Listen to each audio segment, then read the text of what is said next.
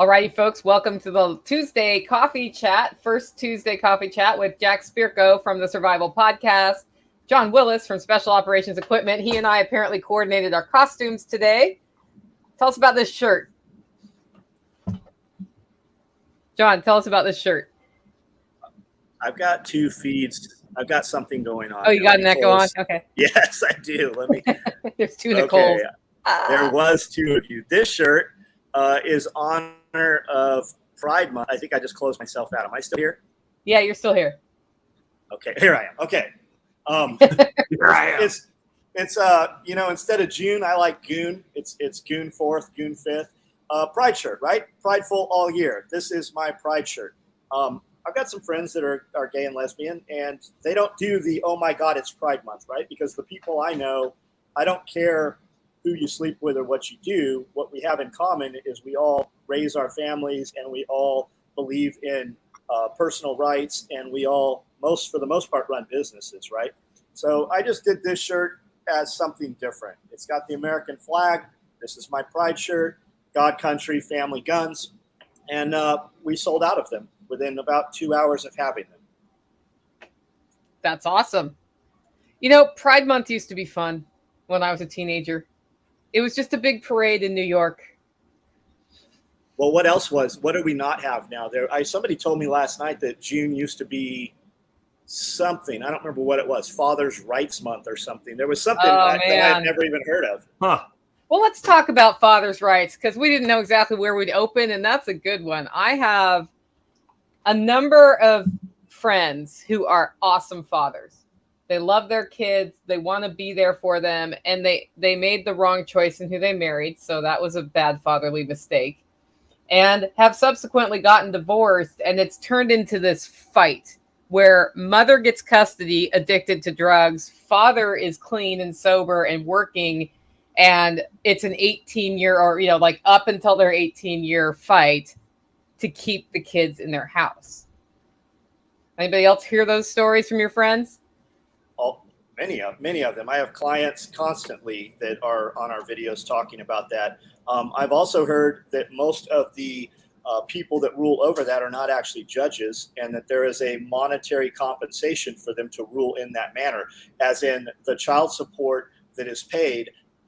They actually get part of that money. For instance, I pay $2,500 a month for my son in San Diego, and his mother receives $1,100 of the $2,500. And I said, this can't be right. And in asking over and over, that is the actual fact. She had showed me the checks that she is receiving from the state of California, I believe it's from San Diego County. 3 times the deputy has walked in here and served me paperwork to go to court here, and my attorney, represents me. Dana comes in, and the judge says, why is Mr. Willis here in court? Because there is a direct deposit from the bank across the street.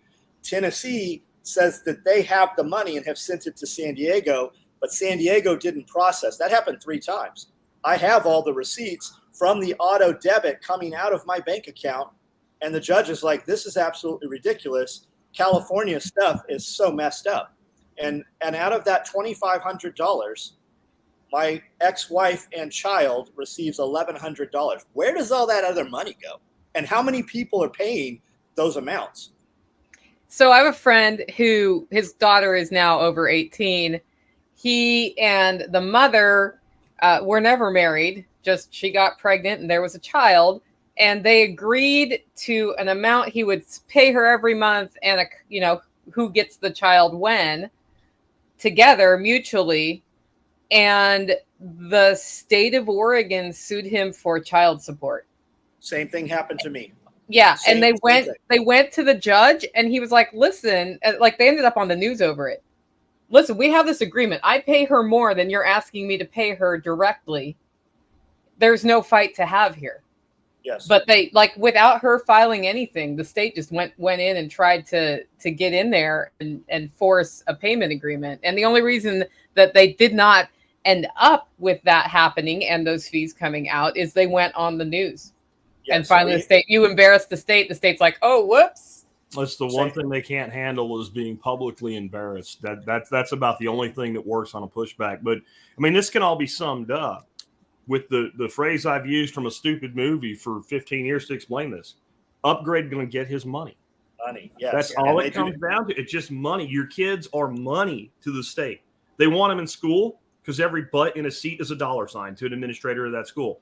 The family court system is completely stacked against the father because the father is the one that in general makes the most money, and it's easy to vilify the father as being deadbeat dad or whatever, no matter what he's doing.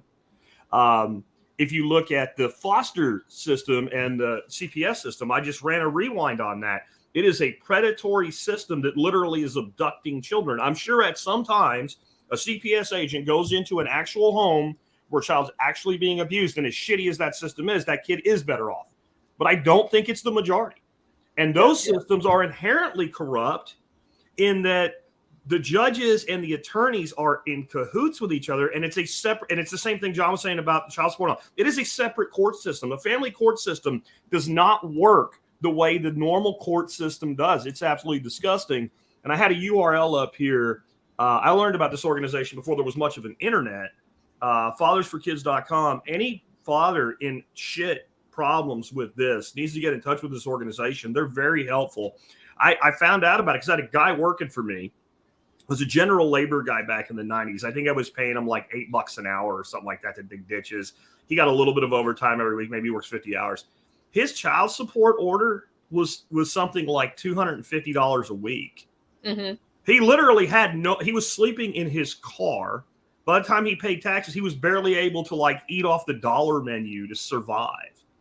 And this wasn't a guy that like he came on bad times and then his income went down. This was always... That's just this guy. He's just a guy that never made a lot of money. So he didn't have like a high income history that went down. And the judge basically told him he didn't care. I don't care. This is how much you have to pay. And it's supposed to be based on a percentage of income maximum cap. Well, it wasn't. And the judge just said, I don't care. Like that was literally the response. I don't care. So we got in touch with these folks. They got a pro bono attorney on his side. And all of a sudden, the judge cared. Suddenly they care. Suddenly they cared. And I think it was more what John said. More like, oh, well, this could be a much bigger public issue. It wasn't really direct legal pushback. It's like, we're going to use the legal pushback, and then we're going to go this route. And all of a sudden, they actually went under the cap, which was still hard for the guy, but at least it was following their own, I think, rules. And this is a chronic problem. And it's this, it's part of this whole architecture of all this destruction that they're doing of society is to make the male disposable and then claim that the male is privileged at the same time.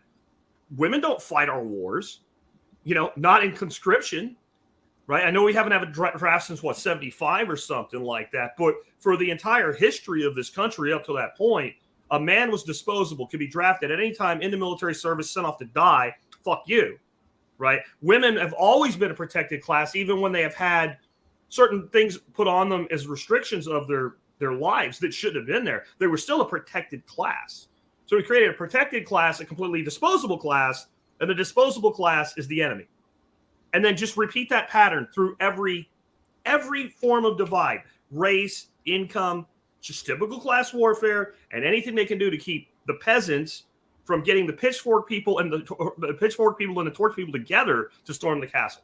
As long as we're fighting each other, as long as we destroy the ability of a person to earn enough money, to have enough wealth, to actually create a fortress around their life, as long as we do that, we can get away with anything they want. And tell me it hasn't fucking worked perfectly. And now, like they don't like publicity, but they will take it personal, right? When you push back, They will take it upon themselves to go through your social media. They will report you to the IRS. They will report you to zoning. They will report you to business licensing. They will do everything in their power personally to make your life miserable because they take it personal. That's how they do that. I was home 4 weeks in custody of the halfway house. So I'm still in Federal Bureau of Prisons custody, and I'm in child support court, and I'm working 2.5, 3 part-time jobs. And the judge said, I have to pay $2,500 a month. I'm like, Your Honor, I don't make $1,100 a month. I have check stubs. He said, well, you ran this company, and I know you're going to restart this company. and you made this much money, and you have the potential to again make this much money. And they assigned $2,500 right then. I was in arrears hundreds of thousands of dollars making the payments just when I was able to make the payments. And that still went on until he was 18 years old. Yeah, that's he was terrible. by the way, he was 2. Yeah, that's a long time, John. Yeah. It's a very long time. Well, so I want to go back on something Jack was talking about, which is making the male in our society disposable. Because my as a perspective of a strong woman who has not chosen the best partners in the past in this regard, I was running a homestead by myself for many years. I was responsible, for like an adult for paying for things and whatever. And when Tactical moved into the cabin on my property and went also all in because we run the homestead together, I experienced for the first time what it's like to have 2 functioning adults running a homestead. And I can tell you that we do divide things a lot along what would be traditional gender roles. I cook more than he cooks. He's like busting ass out in the pasture more than I am dealing with sheep things and that sort of heavier lifting stuff. Works really well. That's my perspective. And I can tell you that I was able to hold it together by myself. And when I hear women say, but I can't do it by myself, I'm like, you can. You just have to adjust what you're doing and have it fit your goals. But I can also tell you when you have a second person involved in building sort of that homestead situation or a life that is functional, man, it's way better. I don't think men are disposable at all. And it pisses me off to watch the sort of the personality of the man being portrayed as like this stupid idiot who's not good for anything and is just a slob and blah, blah, blah. That's what you see on the TV commercials. Like a man can't clean a kitchen sink. Like, yes, they can. Yeah, yes, look at every sitcom, every TV commercial, especially a white man, right? Yeah. Is just a complete bumbling moron that has to be constantly corrected by generally a left-leaning female character, right? And they always have that left-leaning female character in every show. Even The Simpsons has Lisa, right? Simpsons like and Family Guy. Yeah, right. Yeah. You have to have this thing that corrects the stupid man, and don't think that that's just a coincidence. Don't think that's not a part of programming. Like I've talked about mind control and how like the reason you better learn how to use AI is because your competitors are, and your enemy's going to use it.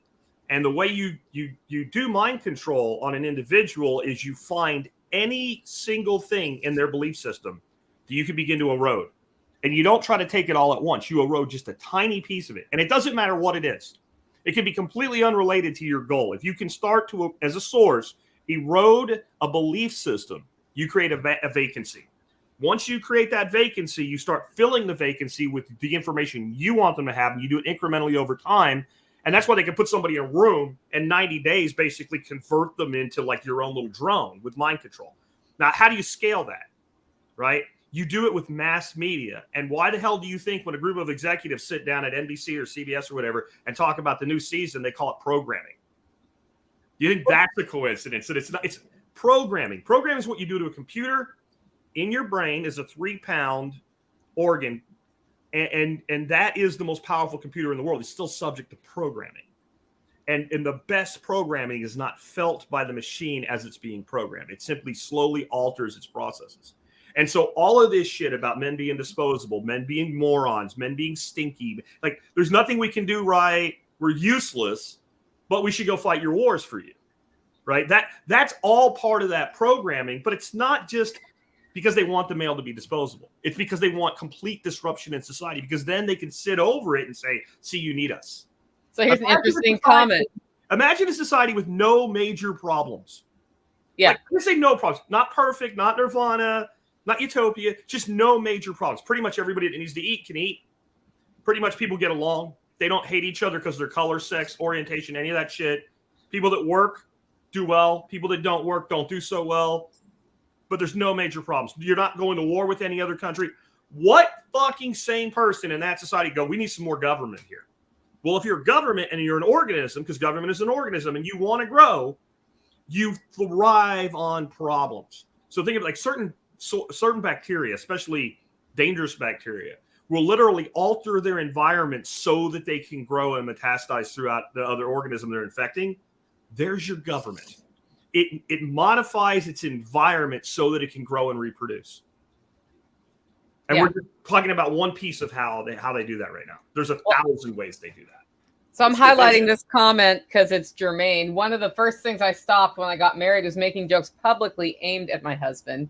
Once you stop, you realize how pervasive it is. And that's the programming working on us. Like the thing about the media programming and making the male into this useless lump is men have allowed themselves to be made into useless lumps. So they program their own brain. They have this idea that that's acceptable and that they don't need to excel.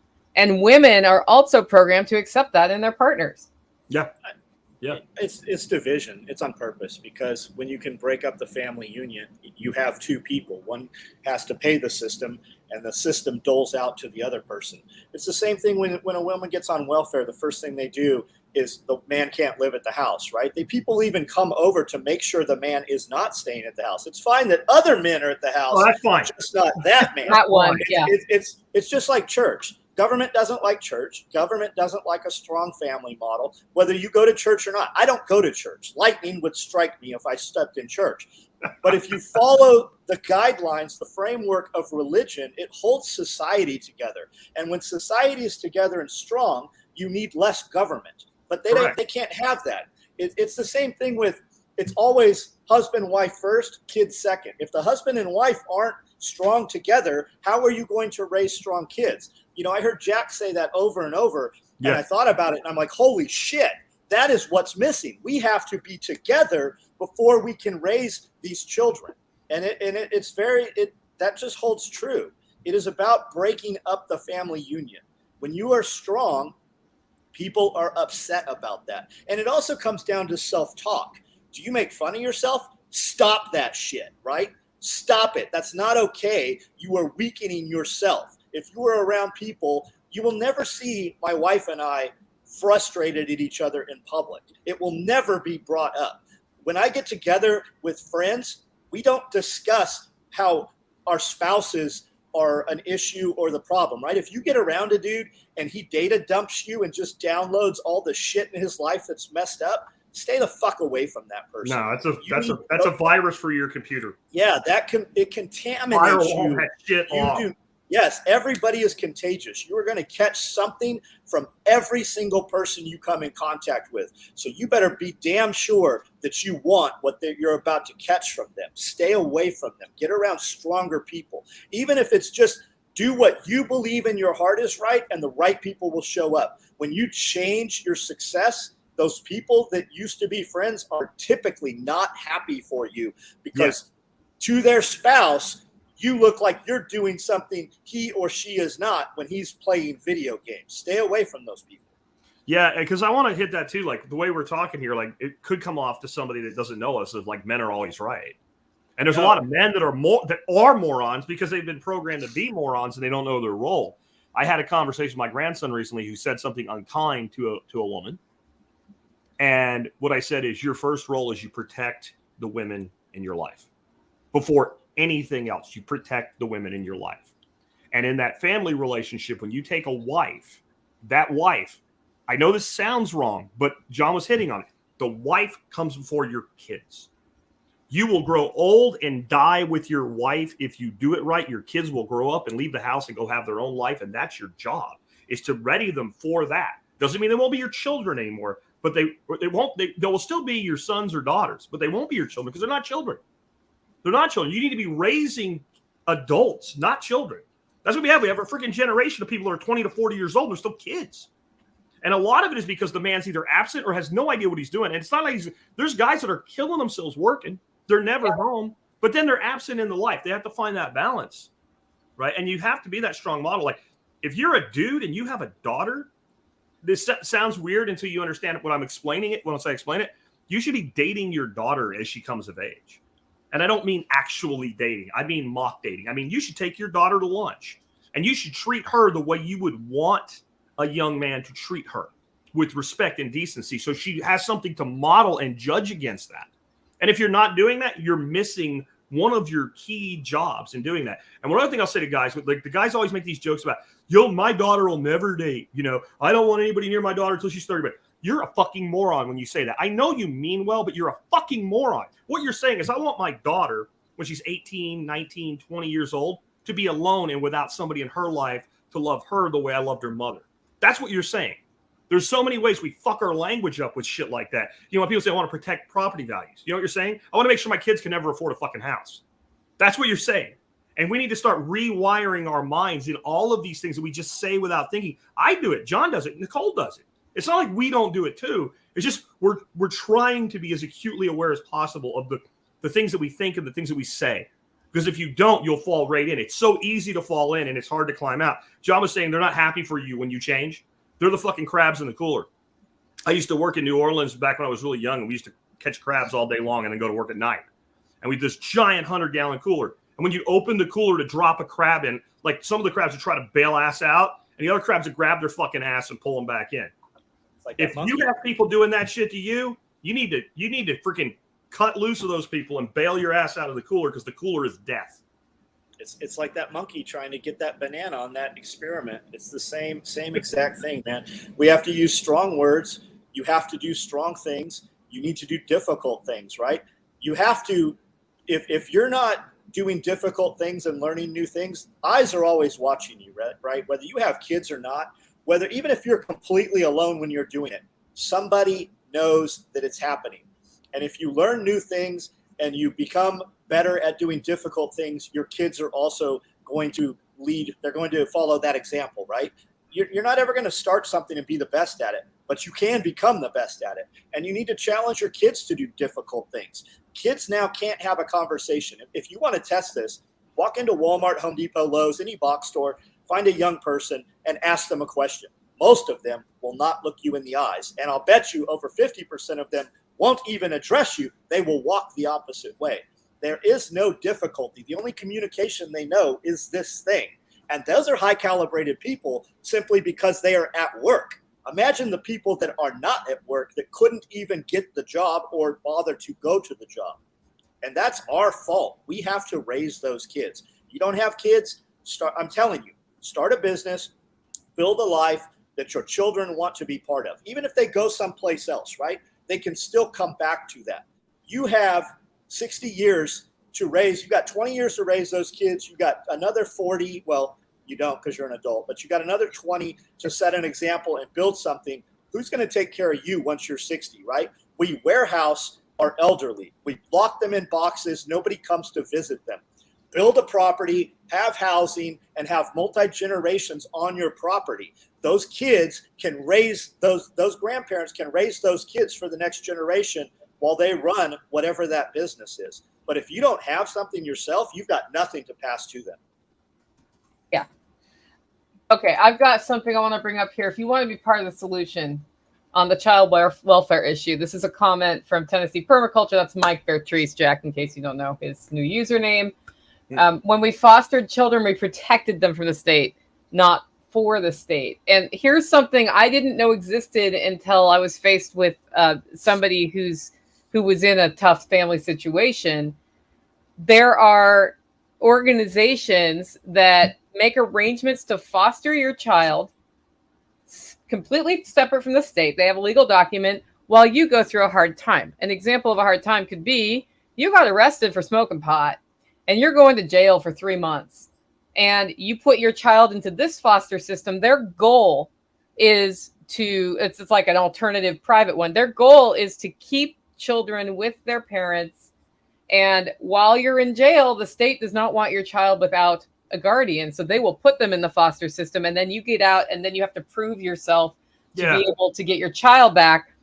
This system builds in visiting. If you are a certain religion, they will make sure your child gets to that church, and they try to keep the parents as involved with the children as possible. Another hard time could be like what Jenni's going through, where she's about to be potentially up to 3 months in a hospital getting treated for cancer. She's got a kid, right? So where does that kid go? into the foster system. That doesn't seem very, like, they don't have a great track record, but you can help by becoming a foster family in the voluntary system. And that helps maintain familial continuity, because the goal is to get the child back in a good situation and to take care of that child, as opposed to how much money can we squeeze out of this system while we're here? What can we keep for our fees? So I think it's cool that they have fostered, and I wanted to point out that that's an option. If you're like, how can I help? And you're able to foster kids. Foster them. That's awesome. That's awesome, because a lot of these foster systems have become weaponized, just like the FBI, right? Depending what sign you had in your front yard, who works at the foster system? Mostly, it's not what is perceived to be the right? Because the right has jobs and they work, and those aren't bureaucrats, they run businesses. So that other side, just like sending your kids to government school and then wondering why your kids hate you, a lot of those people will punish your children. And a lot of those kids have shown up abducted and been rescued and recovered from sex trade multiple times. Kids that were in the foster systems multiple times have been recovered. It's terrible, crazy shit happens to these kids. And if you're not aware of it, your eyes are shut, because it is out there front and center. Yeah. I'm feeling an episode coming sometime in the future about private alternatives to government things, because that's one I didn't know about. I've heard of people doing things like, I have to go away, so will you take care of my kids, and making private, but I never heard of like an organization doing it. So that's an incredible one that I didn't know existed, and it's kind of my wheelhouse to know shit like that. Another one that I know exists that's a private alternative to government, the Mormon Church has their own welfare system. Like, you can go to like their food, where they do all their food prep and all, and they'll give you food for work.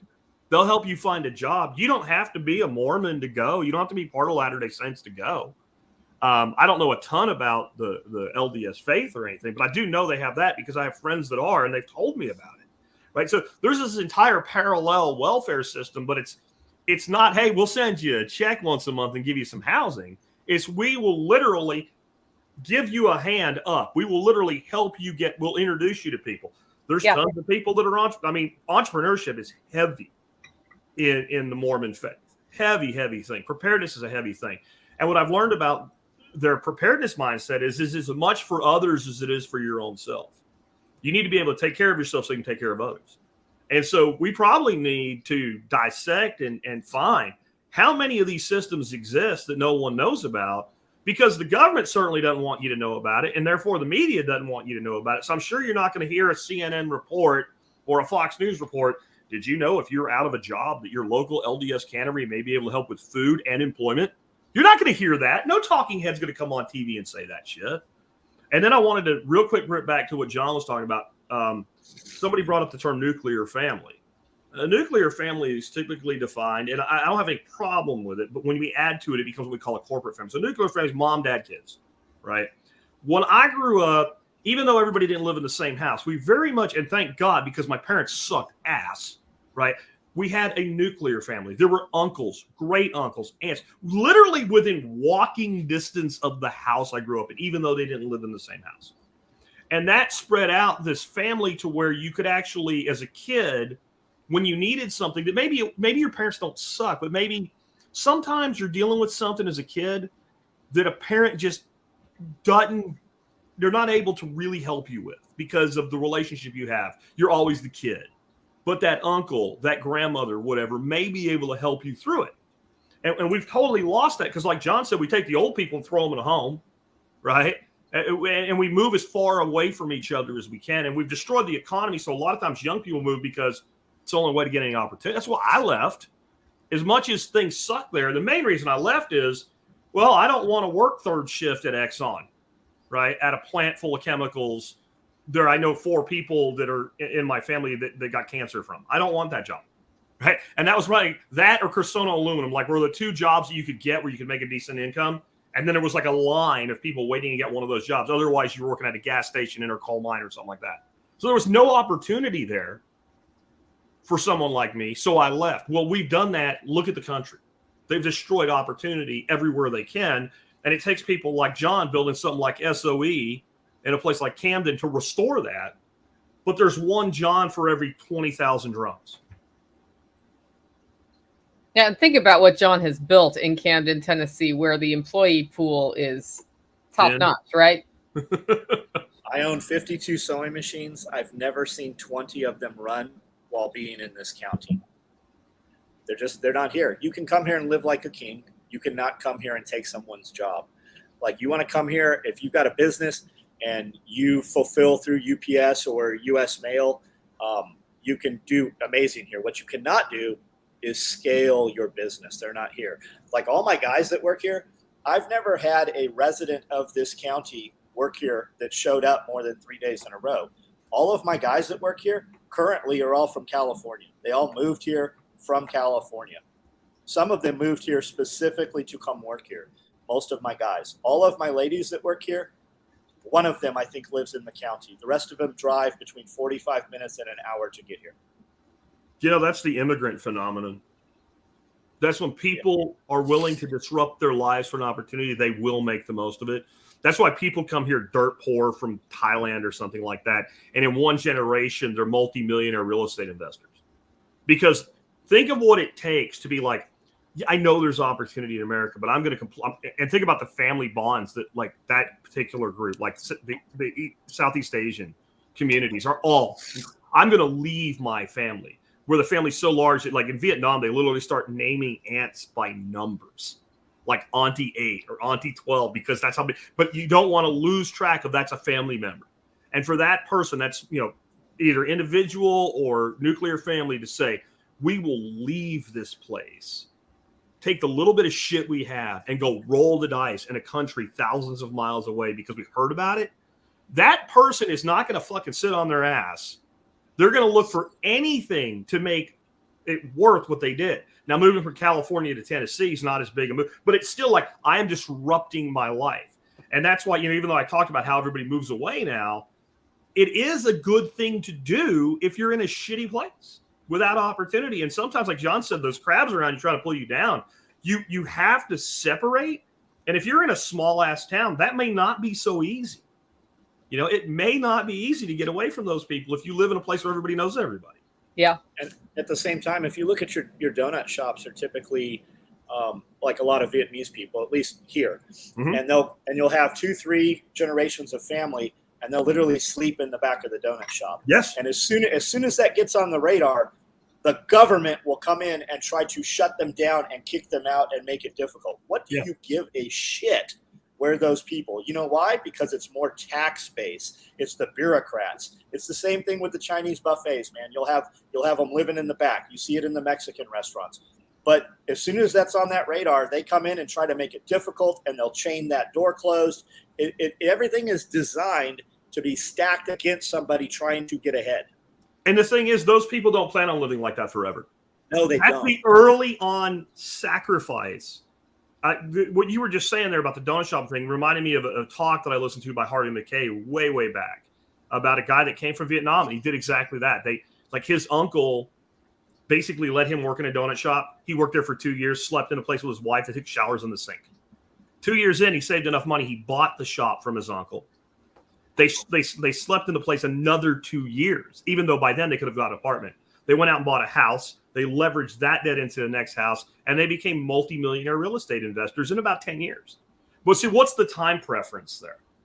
The time preference that we have pushed into our brains from the time we are a little child and somebody puts sugar on a pacifier and sticks it in our beak so we'll shut up is short time preference. That's everything that we're taught. Everything we're conditioned for is short time preference. I mean, and it's worse today than it was. When I was in school, at least they did things where they would say, like, figure out how much money that an average person makes and how much that is over your life. And if you save this much, what will you have? They don't talk about shit like that anymore. Even when my kid was in school, one of the ways they kind of attacked the smoking thing, they just said, figure out how much you would save if you didn't smoke a pack of cigarettes a day and took the money and saved it for 5 years. And what would you buy with it? Right? That's at least a midterm time preference in their minds. Today, it's all, what do I get now? Video games, instant feedback. Social media, instant feedback. Right? And so as soon as you put a society into a short time preference, oh, we want to spend $10,000 a person in, free money for the COVID. Well, give it to me. Right? Give it to me. right? And they don't care that we're going to go from 20 trillion to 30 trillion dollars in debt in 2 years. Screw that. I want what I can have now. And so when someone comes to you to work for you, John, from another state, they're at least, they might not always work out because I know they don't all work out, but they're at least thinking long term. They're not thinking just now. And if you're an entrepreneur and you can't think that way, I promise you'll be bankrupt in less than 5 years, probably less than 2. We talked about the instant gratification thing last night on the live feed. When I was young, 15 years old, 16, 17, I wanted to buy like a Ford Mustang, right? And I never saved to buy the Ford Mustang, but every Thursday when Auto Trader came out, I would spend $10 buying all the Auto Traders and then $20 buying the magazines, right? Which I never read. I spent enough on weekly publications that I could have bought the damn Mustang. But no, like, it just wasn't in my head. It's that instant gratification because we feel good when we buy something. Yeah. Yeah. We're calibrated very, very low. We've got a bunch of shorts right now. Scully talking about in combat, his minimum loadout was 15 magazines. And we've got literally, I think there's 20 million views on our TikTok video of this thing and over 10,000 comments. And it's, no, combat loadout is 6 mags, 15's too much. And then you look at these people and they're kids. It's all Call of Duty. There's references to video games. People are calibrated so low. And I said, have you not ever been to a CrossFit gym? Because there's a lot of girls in there with 20-pound vest carriers with weight doing pull-ups, right? Yep. Have you not ever been to a marathon? My friend's wife was 365 pounds, did a 5K. 2 weeks later, she did a half a marathon at 350 pounds. But these kids are crying about 13. To give you an idea, that's 1 pound per magazine. I carry more than 10 pounds of shit in my pockets every day. It's just baffling. People are just calibrated so low nowadays. We have not made people do anything tough. We've not made them. I think every kid, high school is a good example, right? You want to get out of high school, you got to do this. They make them do these community service things. Shit, you should have to go work fast food for 6 months so that you don't want to fucking do that. That is an entry-level job. Make them swing a hammer. Make them break up whatever it is, just so you know that, number one, you're capable, and number two, you don't want to do that job. Yep. Okay, and now for something completely different. Land homestead criteria. How important is it to live in a right-leaning / freedom-loving county, or is any county okay as long as you don't have an HOA? Who wants to go on that one? You're going to become landlocked. I feel like I'm in a great place, and I feel it constricting. When we moved here, we had a deal to buy 160 more acres. And through some mishaps and a guy committing suicide, that didn't happen. So now I can't go anywhere else other than this 10 acres. And now the state has decided they want to make a 4-lane road out here. So we're going to lose another 100 feet of our frontage, which that beautiful hill and all those trees to where you don't see headlights and hear semi trucks, that's going to be cut away, right? So what do? If you have the ability, I would tell you even if you have to buy unimproved land, buy more land than you think you need and immediately put it in bamboo, put it in pine trees, put it in something and stagger them so you have that buffer. Yes, even though it's state land on one side, through manipulation, that can be changed. You have no control over the property you don't own. Just because it's been there 100 years doesn't mean it will be there one more year. And buying adjacent to like state land, federal land, whatever, everybody always pushes back when I recommend that too. That is the last land that will ever be developed. Yep. If they do anything with it, they'll drill for oil or something like that. They're not going to put a highway through it or something like that. It's their land. They don't. And think about it this way. This is how I know it's really not, but that's how they think. This is state land. Just like they think when they're spending their tax money that it's their money. They stole it. But that's how they think. So why would I give up an easement on my land when I could take it from John? Right? That's how simple that calculus is in their mind. Right? I mean, so that's a valid thing, absolutely. And I'd say the bigger piece theory is you should look at every place there's easement. If they took double what they asked for, could you still be sheltered from them? If you can't do one of the strategies that John just gave. And, what I think really sucks about what's happening up at where John is, there's literally no reason. It's not like there's giant. I've been there. There's not giant traffic trams of traffic trying to move through that byway. They could leave that alone. There is no need to widen that road there whatsoever.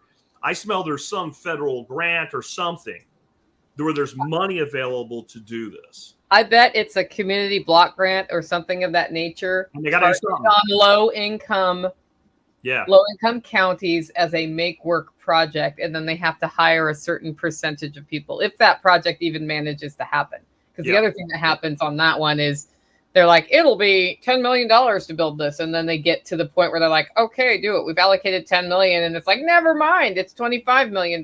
You don't have enough. That's how those things go. It's just like during COVID, they had all that money for rural areas to have better internet, right?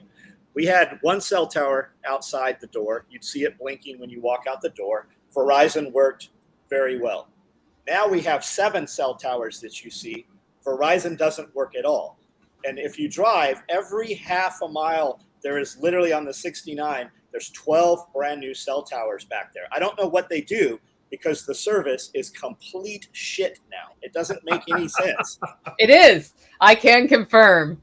Yeah. I go to Camden, and I usually will stay at an Airbnb somewhere, and I like to try different ones. And I've learned in advance to figure out the map, because what's going to happen is I'm going to get near whatever Airbnb it is, and my GPS is not going to work for whatever reason. So it's worse in your county than mine, John. Look at California and their high-speed rail, right?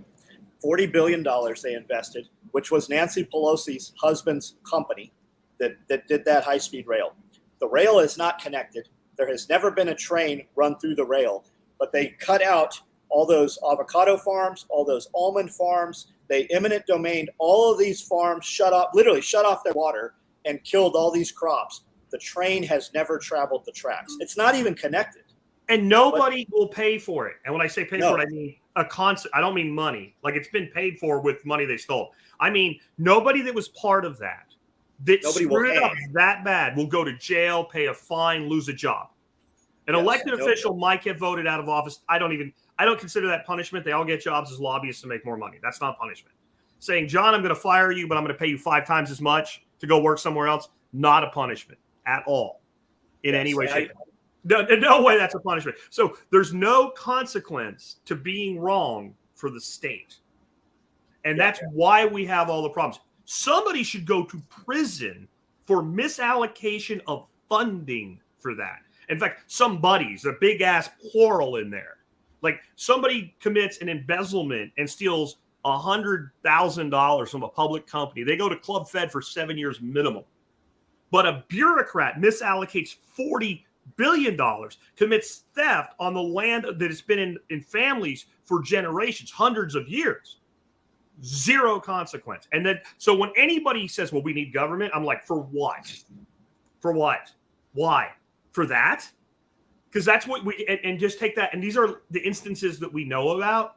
This happens every day, 100 times a day somewhere. Every day, 100 times a day somewhere.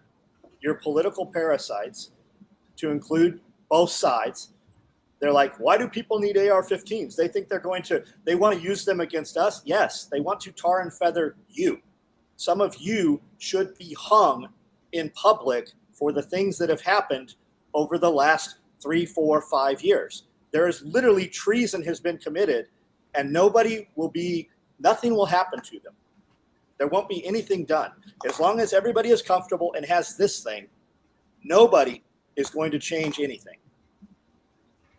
Everybody should read the book that I have on the screen right now. 3 felonies a day.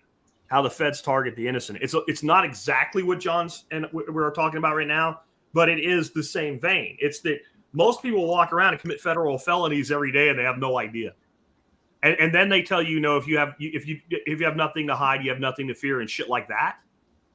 Bull, right? It's that same mindset that there's always some way for them to get what they want. And if you're too much of a problem, there's a way to get you to go away. It was somebody in the Hitler regime that said something to the effect of, show me the man and I'll show you the crime. Meaning you bring me anyone that you want for us to get rid of and we'll find a way to get rid of them. Yep. you guys should check out. I don't know what his name is. He has a YouTube channel called High Impact Flicks and another channel called Here's the Deal. We should all have that dude on. That guy should be at Self-Reliance Festival. You should check his channel out. I'm Googling it right now. High Impact Flicks or Films? Maybe Films. I think It's High Impact Flicks, but Here's the Deal is his other channel. And the more you have these conversations, they will turn their weapons on you. Like sooner or later, like when they start censoring like Joe Rogan, or they start censoring these other channels, and everybody's like, oh, who cares? We're only 2-3 years downstream from them, right? There will come a time, if this keeps in the same direction, where somebody knocks on my door and wants to get me for something I said on social media 2 years ago, right? They will change laws and then make them retroactive to the past. Interesting. Back on the subject of right-leaning county or not. We lost that, didn't we? Okay. Oh, it's okay. I just wanted to give my 2 cents. I think it's important when you buy land to look at the structure of the county you're in, both from a land use planning standpoint, codes, all of that, by going physically into the county and finding out about that stuff. A. B, you do want to do a scale, like an assessment of how are the county commissioners voting? What is the city doing? What are they going to annex? What is the annexing process? All of those things, because you will see a trend in a county, right or left. That's not the issue. You will see a trend in the county towards instilling zoning and land use planning policies and using eminent domain for payback projects to locals. And when you see that trend, that means you're less secure. So you can make that decision with the data. The best government to get involved with, if you're going to get involved with government at all, is on that local level. So then the next question is, how can I influence this? Because we have examples here where people have gotten involved and organized and overturned regulation. But very small county, very low population, very important to be going to church every Sunday if you're going to be influential here. And you need to know that landscape. You should also get out and talk to business owners, because what it appears to be on the front, business owners will have a different aspect. They'll have a different opinion, right? I had a conversation the other day with a friend of mine who's a farmer, and he told me some things. I said, hey, we're trying to get this thing going with the sheriff to where they have a furlough, and we take some of their people for job release during the week and we train them. And the beauty of that is, while they're on probation 2-3 years after the fact, they're drug tested, right? So we have a viable employee for years after. And when I sat down with the sheriff, he said, we've discussed this, and the city council says, yeah, sounds great, but they never approve it. They never allow it. I go, well, what's the problem, right? I'll buy the bus. I'll provide the transportation. We'll provide the lunches. Like, where's the problem? And it's just always pushback. It's things are not always what they appear to be. Okay, it's High Impact Flicks Reloaded, I think, is the channel. Let me share his name's Brian. Brian from High Impact Flicks. Yep. Let me add to what John was saying about all that too. Like, one of the things you have to be really careful of is you'll hear me talk about what it means to be in a county in Texas and be unincorporated and how much freedom that gives you. Okay, you need to make sure that the word I said means a thing in Tarrant County, Texas, actually means the same thing in your county, Colorado, Florida, Tennessee, whatever. Because just because it means that here doesn't mean it means that anywhere else. And then you got to be sure, even in the same state. So I never can remember the name of the damn county. It's Navarro County, where Corsicana is here in Texas. Breaks that rule even for Texas. If you go down to Navarro County, which is just an hour south of me, and you build in an unincorporated part of Navarro County, you might as well be building in downtown Corsicana. And there's an arboration there. And I'm only going to tell this story so people understand there can always be an exception. You need to find it before you commit to something. Yes. So in Corsicana, actually out in the county, but down in Navarro County, years and years ago, we had this idea that CERN in Switzerland shouldn't have a monopoly on research done with super colliders. So they decided they were going to build a super collider in Texas, and they wanted it close enough to Dallas, Fort Worth to get good employees and stuff like that. So they picked Navarro County. So Navarro County goes out and decides, well, shit, we're going to have all this business moving in. This is going to be a huge facility, lots of jobs, lots of people. We need to get a handle on building codes and stuff like that. We can't have people building subdivisions down here to their own accord. So what they decided was in Navarro County that if you lived out in the county, you fell subject to the regulations for Course County. And they put that in place. And I only know that I won't go long, but a really weird reason that I even know this. And so wherever you go, you, like John's saying, talk to the people that run businesses there. If you can talk to like county planners or whatever, talk to them too.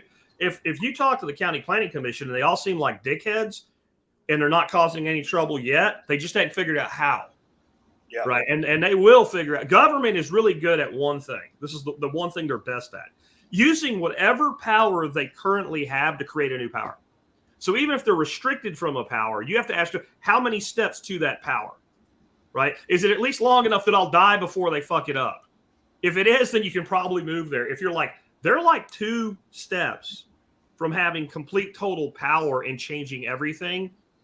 If you have time, look for something else, man. And then my other strategy with this is, like John said, get more land than you can and leave trees. You need to be in the center wall. People complain about what they can see. And so this is also inherently different. What do you want to do? If you're going to have a commercial operation, you're on the radar. If you're going to be a farm, a real farm, you're on the radar. If you're a homesteader, it's pretty easy if you get a sizable chunk of land to kind of disappear. And if you don't talk about what you're doing, you're not likely to deal with a lot of people. Fences make great neighbors. Like with that road, we were about to do a major pond project with a big, huge bulldozer. We put that on hold because I need to see where they're going to take, how much of that hill they're going to take and how much of that road we can see, because we're going to push that dirt up and make a wall so that we can't hear it, we can't see it, and they can't see us. The best thing I ever did was fence this entire property and gates and sally ports and lights and dogs. Nobody comes in here. And when they do, we know we're here. What are you doing here and why are you here? We come out very aggressive. You can tone us down through your movements, but there's no way you accidentally stumbled in here. And talking about the water rights and stuff and BLM land next to your property. A couple counties over, I got a guy I went to the gym with, and he was telling me his neighbor, because we were talking about rabbits years ago. His neighbor had a bunch of rabbits, and somebody, the Department of Making You Sad, stumbled on his property and made a big deal about these rabbits and the manure and the urine being near a waterway. Do you think anybody tested that water and said, oh, there's a protein spill here and it's making a bigger algae bloom? No, but they came in and made a huge deal, so much so that the dude got rid of the rabbits. Yeah, they can do a lot to mess with you. And then waterways are one of those things, it's a beautiful thing to have, but waterways and even just catchments that are going into certain water streams, they can come up with bullshit, even if it's not true. They don't have to prove it. You have to prove they're wrong if you get the opportunity, and you're usually steamrolled before you get the opportunity. Like, there's a lot of shit that I grew up being programmed to believe, like land of the free, that I don't believe anymore. No. Like, the only way we're free in this land is by seizing freedom. Being an American does not make you free. If you don't understand that, you probably need to keep listening if you can handle it. But you're not free because you're an American. You're free because you assert your freedom and you defend your freedom and you defy anybody to fuck with it. And you do that a variety of ways. It's not always a direct punch in the face. You have to think with a little bit of jujitsu mindset, like, what John was saying about bordering government lands. That's jujitsu, using the enemy against himself, right? So they don't want to mess with that. They want to keep it the way it is. So you're not going to have a developer coming in and putting condos in behind your homestead, right? Or I have a long-term listener in the audience. They're holdouts. They have a 10-acre like little farmstead. It's either Oregon or Washington. I don't remember where exactly. But a whole subdivision grew up around them. And the subdivision created an HOA. And they've been trying to force them into their HOA for as long as TSP's been around, probably longer. Mm-hmm. And all they get is husband and wife both, 4 middle fingers. You're not doing it. Yep. Right. But they're trying to force them in, and they've actually tried to use government, and the government's like, well, because it must be western part of either or the eastern part of either one of these states. Like, well, that's not really what we do. But, if they were closer to Portland, they may have been forced in there by now by the government. I don't know. Find a county with a strong sheriff and get to know your sheriff. And also know that the sheriff is typically, it's an elected position. And there is always a polar opposite that wants his job. So your sheriff, who is awesome right now, might not be your sheriff, right? Also, back to the do what you believe in your heart is really the best thing for your family and your employees, and other people will show up. You can see that happening with Bear and Tag from Life Done Free and those guys. Intentional community. The right people are showing up. Mike from Forward Observer really planted that seed in my head when he was talking about area studies and stuff. Get to know the politicians. Go to your community meetings. And if you have to, run for the school board there, right? I don't want to be mayor, but I definitely want somebody who I like as the mayor. And if that person doesn't exist, maybe it is you. When you're least expected, you're elected, right? Maybe that is on you, even if it's not on your radar, or the right people show up and you can sway that vote or get out there, have dinner with your neighbors. How many people actually even know their neighbors? I'm lucky that I have a neighbor over here who is a homesteader, right? He's probably watching this right now. And those people are moving in because of the events we have here. Nicole can testify. How many people do we know that have bought property literally within 20 minutes of here? There's I don't even know. A lot. Yeah. I mean, we got a friend from Canada that just bought property here. Yeah. Yep. He's going to be speaking at the next Self-Reliance Festival too. Your internet glitched out a little bit there, John, so I jumped in. But yeah, it's like doing these events. I know doing events here too has drawn people to this area. My county was just commented on in the comments as something that High Impact Flicks covered as corrupt. Yes, I know. I have All watched. Government is corrupt. So the county mayor was involved in scamming taxpayer dollars out of millions of dollars to build a senior living facility called Living the American Dream. And it was like on this horse farm where you could go retire, and they threw parties with prostitutes. That's what they really used it for. And it got exposed. And the lady who was behind the Upper Cumberland, Upper Cumberland Community Development or something, UDDC, she went to jail. Our county mayor pled out and testified against her and didn't go to jail. And of course, we had another county mayor in after that. Darn if that dude didn't run for mayor again, and within a vote or two missed it. Like, people still voted for him after he defrauded the taxpayers for millions of dollars. And his excuse was, well, I didn't really realize that's what was happening there. I was just I was tricked by this person. I'm like, well, I still don't want you in office if you can be tricked that easily into using community block grants to finance prostitution parties. It's not where I want my money going, dude. So I'm not voting for you. Local level politics is the only thing you can actually control. We have a friend that actually was mayor here years ago in this town. And he drove up to the ball field, and his father and some people were there, and he goes, hey, did you go vote? And they're like, nah, you've got this. He's like, please go vote. He won that election by 2 votes. Yeah. Like that's the only thing that you can control. That's literally where your vote might actually count. Yeah. And one thing to always understand about your local government, the only thing your local government can do is make your life worse. Yes. There's zero pushback from local or largely even county governments. The state can and occasionally does push a little bit back on the feds. But every layer of government in your life is another layer of restriction. That's why one of the reasons I hate HOAs. I'm like, HOAs are people who are like, you know what I have? I have federal governments. I have state government. I have county government. I have local government. I just need me a 5th plank of government. I don't have enough government in my life. It would be better if I was governed harder. That's what that is. Govern me harder, Daddy. Please. Govern me harder, Daddy. I can't believe you haven't made. You haven't done that shirt yet. Because it's Bear. Bear's the one that says it. That's why I just have it. I go way back with one of those where my ethics won't let me do it. I don't even really care for the family very much, but with all the permaculture and stuff I do, there's a concept of resistance is fertile.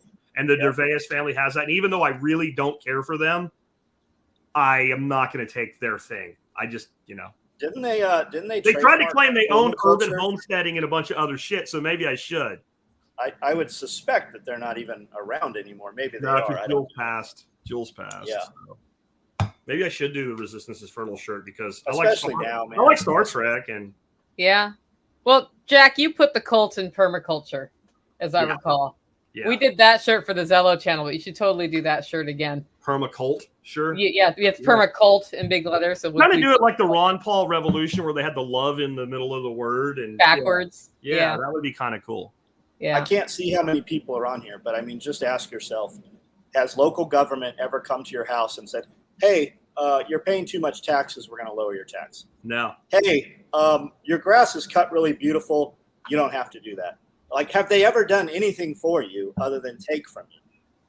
I will say the state of Texas right now under Abbott is trying to cut property taxes and significantly. Good. And the stated long-term goal is the elimination of property tax. Now, it would not eliminate local school property tax, but the elimination of the state layer of property tax completely. And it's something like $18 billion they have in surplus that they're pushing back through. And the question is how. Abbott wants to include businesses in the property tax cut, and the legislature wants to make it all personal residences. And so that's a debate they're having. But I'll friggin' take either one because the property tax I pay is stupid. That's the division, right? It's if you work for somebody, your boss is evil. Yeah. And people who don't own businesses, that it's always somebody trying. I come in, I slave for you. When businesses have more money, employees make more money. When employees make more money, they spend money local community, and that sales tax stays in that community. The absence of entropy on capital. Like this is something the government can't even have a discussion about. Our goal should be local governance to prevent the entropy of capital. So entropy is a constant in nature. Everything declines across time. Order becomes disorder. Quantity becomes negative. But what you can do, and it's a permaculture principle, is slow entropy. You can't stop it. So capital entropy is when your capital leaves your local area. And the longer you can hold it and rebound it, the more your local economy can thrive.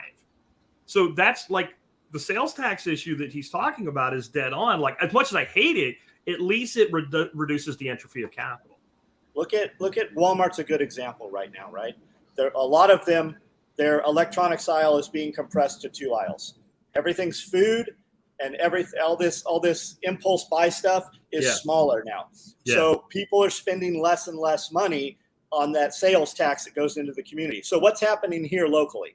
The Tennessee State Troopers are in here ridiculously heavy for weeks now, harassing the working man, pulling them over 2-3 cars at a time. Your local government requests Tennessee State Troopers to come here, and over 40% of that revenue from those tickets stays in the local community. Driving past the local police department yesterday, day before, they have 10 brand new police cars. Who pays for those police cars? You do.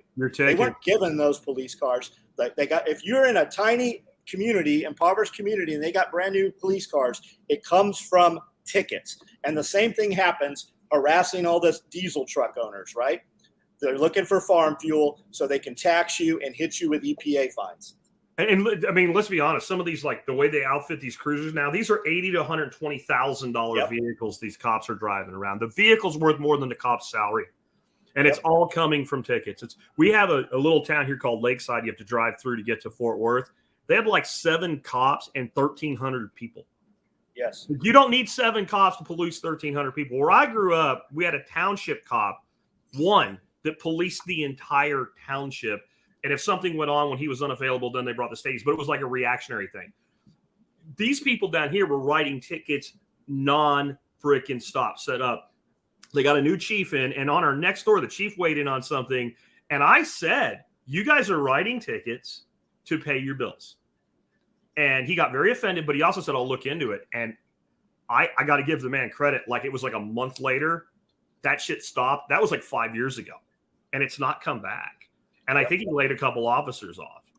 But what they're doing now, they're patrolling the state highway and they're nailing people out there. But at least they're not hitting the guy that's on his way home from work, doing 41 in a 35 on a downhill, hidden in a. I mean, that's what they were doing. One of the speed traps they got my father-in-law years ago was a school zone. And they had 2 school zones, and there was about 20 yards between the school zones. So he's an older guy. He's driving along school zone, slows all the way. There's no kids anywhere near this place. Slows down, sees end school zone, speeds back up, and the guy sitting in the second zone knows exactly what he's doing. But that's the whole thing, that they're told to go out and get revenue. My brother-in-law is a cop, and he told me that, like, sometimes you'll see us out on the highway. We're not even really supposed to be there. That's supposed to be the Stadies.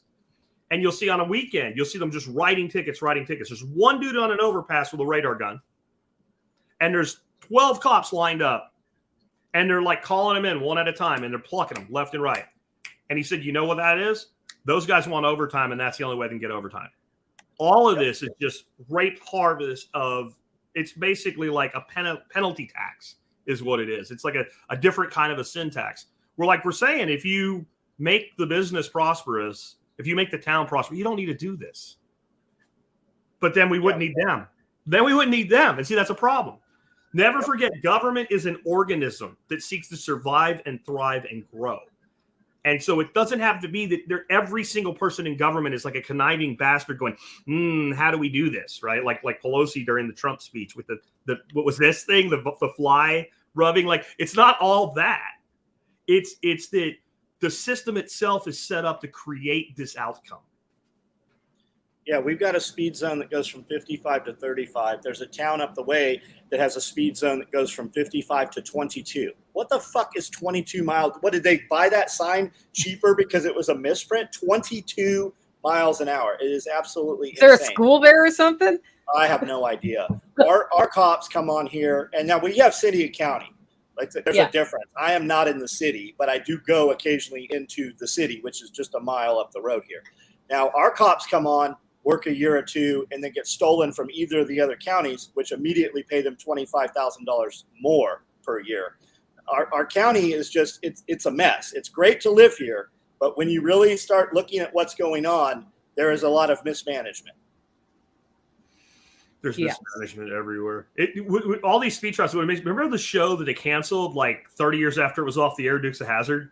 Remember Roscoe P. Coltrane? He had the sign and it said 55 miles an hour. And when the car came by, he pushed a button and it flipped over and it changed it to 35. It's almost that bad at this point. Like, that was a joke in 1982, and it's fucking reality in 2023. Yeah. We had a task force rousting dudes in Dixon, and that was actually the FBI actually came in. They were doing asset forfeiture and just stealing people's money and impounding vehicles left and right. And that actually became quite a politicized. It was very public when that happened. A bunch of people actually ended up going to jail over that. I hate to say his name because if we say it 3 times, he'll show up and start asking questions. But Jake Robinson did some ride-alongs in Tennessee. He's from your neck of the woods, and he was talking about how they're running these stings with the guys running dope. And he said they had kind of an archetype. You'd have like a young girl, an older dude, late model car, cruising, but they knew which way they were taking the dope. Yep. And they knew which way they were coming back with the money.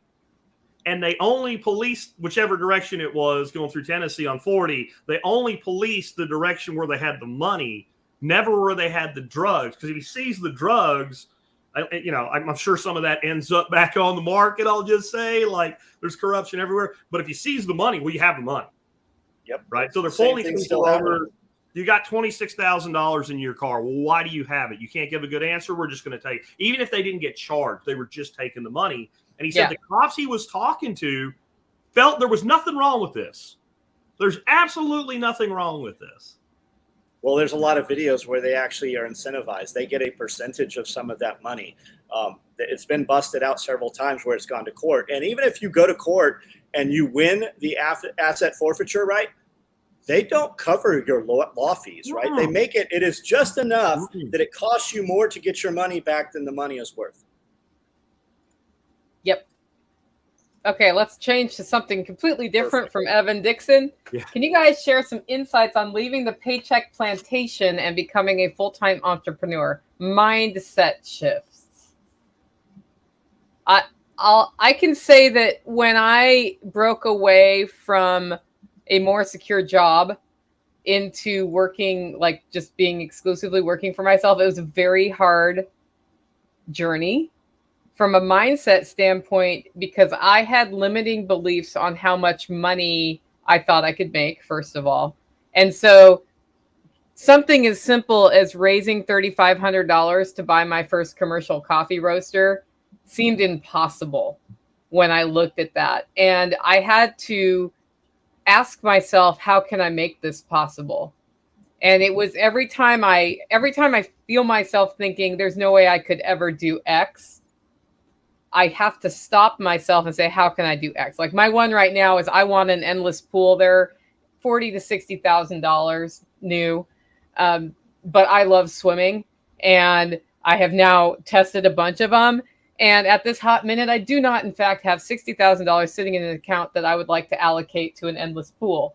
But I'm not going to sit there, right? I'm not going to focus on that. I'm going to focus on, how do I make it so I can build this into my life? How does it become part of my business, perhaps, so that I wipe out the sales tax? Because if I'm using it to earn money, then it's infrastructure for my business. How do I get that amount of wealth in to build this into my everyday life? And what does that look like here long term? And so that's like a selfish thing, right? That's not necessarily business, but it may end up very well being business. You may see me doing coaching next in an endless pool in the Holler Homestead, and building in Homestead Boot Camp, and then end in the spa. It's perfect. It's a perfect end to a long homesteading day. Likewise, at Holler Roast, like John helped me with my Kickstarter for the second roaster, where I wasn't quite sure how I was going to get $5,500. I raised $30,000 to get that done. We had your first goal that night. Yeah. Before I launched, I did like this pre-launch to just sort of get some things going before I went full in, so people could see some momentum. Yeah, we hit the goal. I think it was 2 hours, John. It was, you were after 10 grand. And then I remember a conversation within a few days, you were at 20 grand. And some people on your team were like, okay, we need to cap this. And I said, well, I said some pretty hateful things. I'm like, no, you keep going, and you just, like, that's their problem, not your problem, right? They are going to limit you. They are always going to limit you. So, I mean, and what happened? You capped out at almost close to $30,000, and I made 30. It's delivered. It's done. Like, I mean, everything was perfect. It worked. Yeah. And the next time I had to buy a roaster, I did not do a Kickstarter. I just bought the roaster because it was built into my business at that point.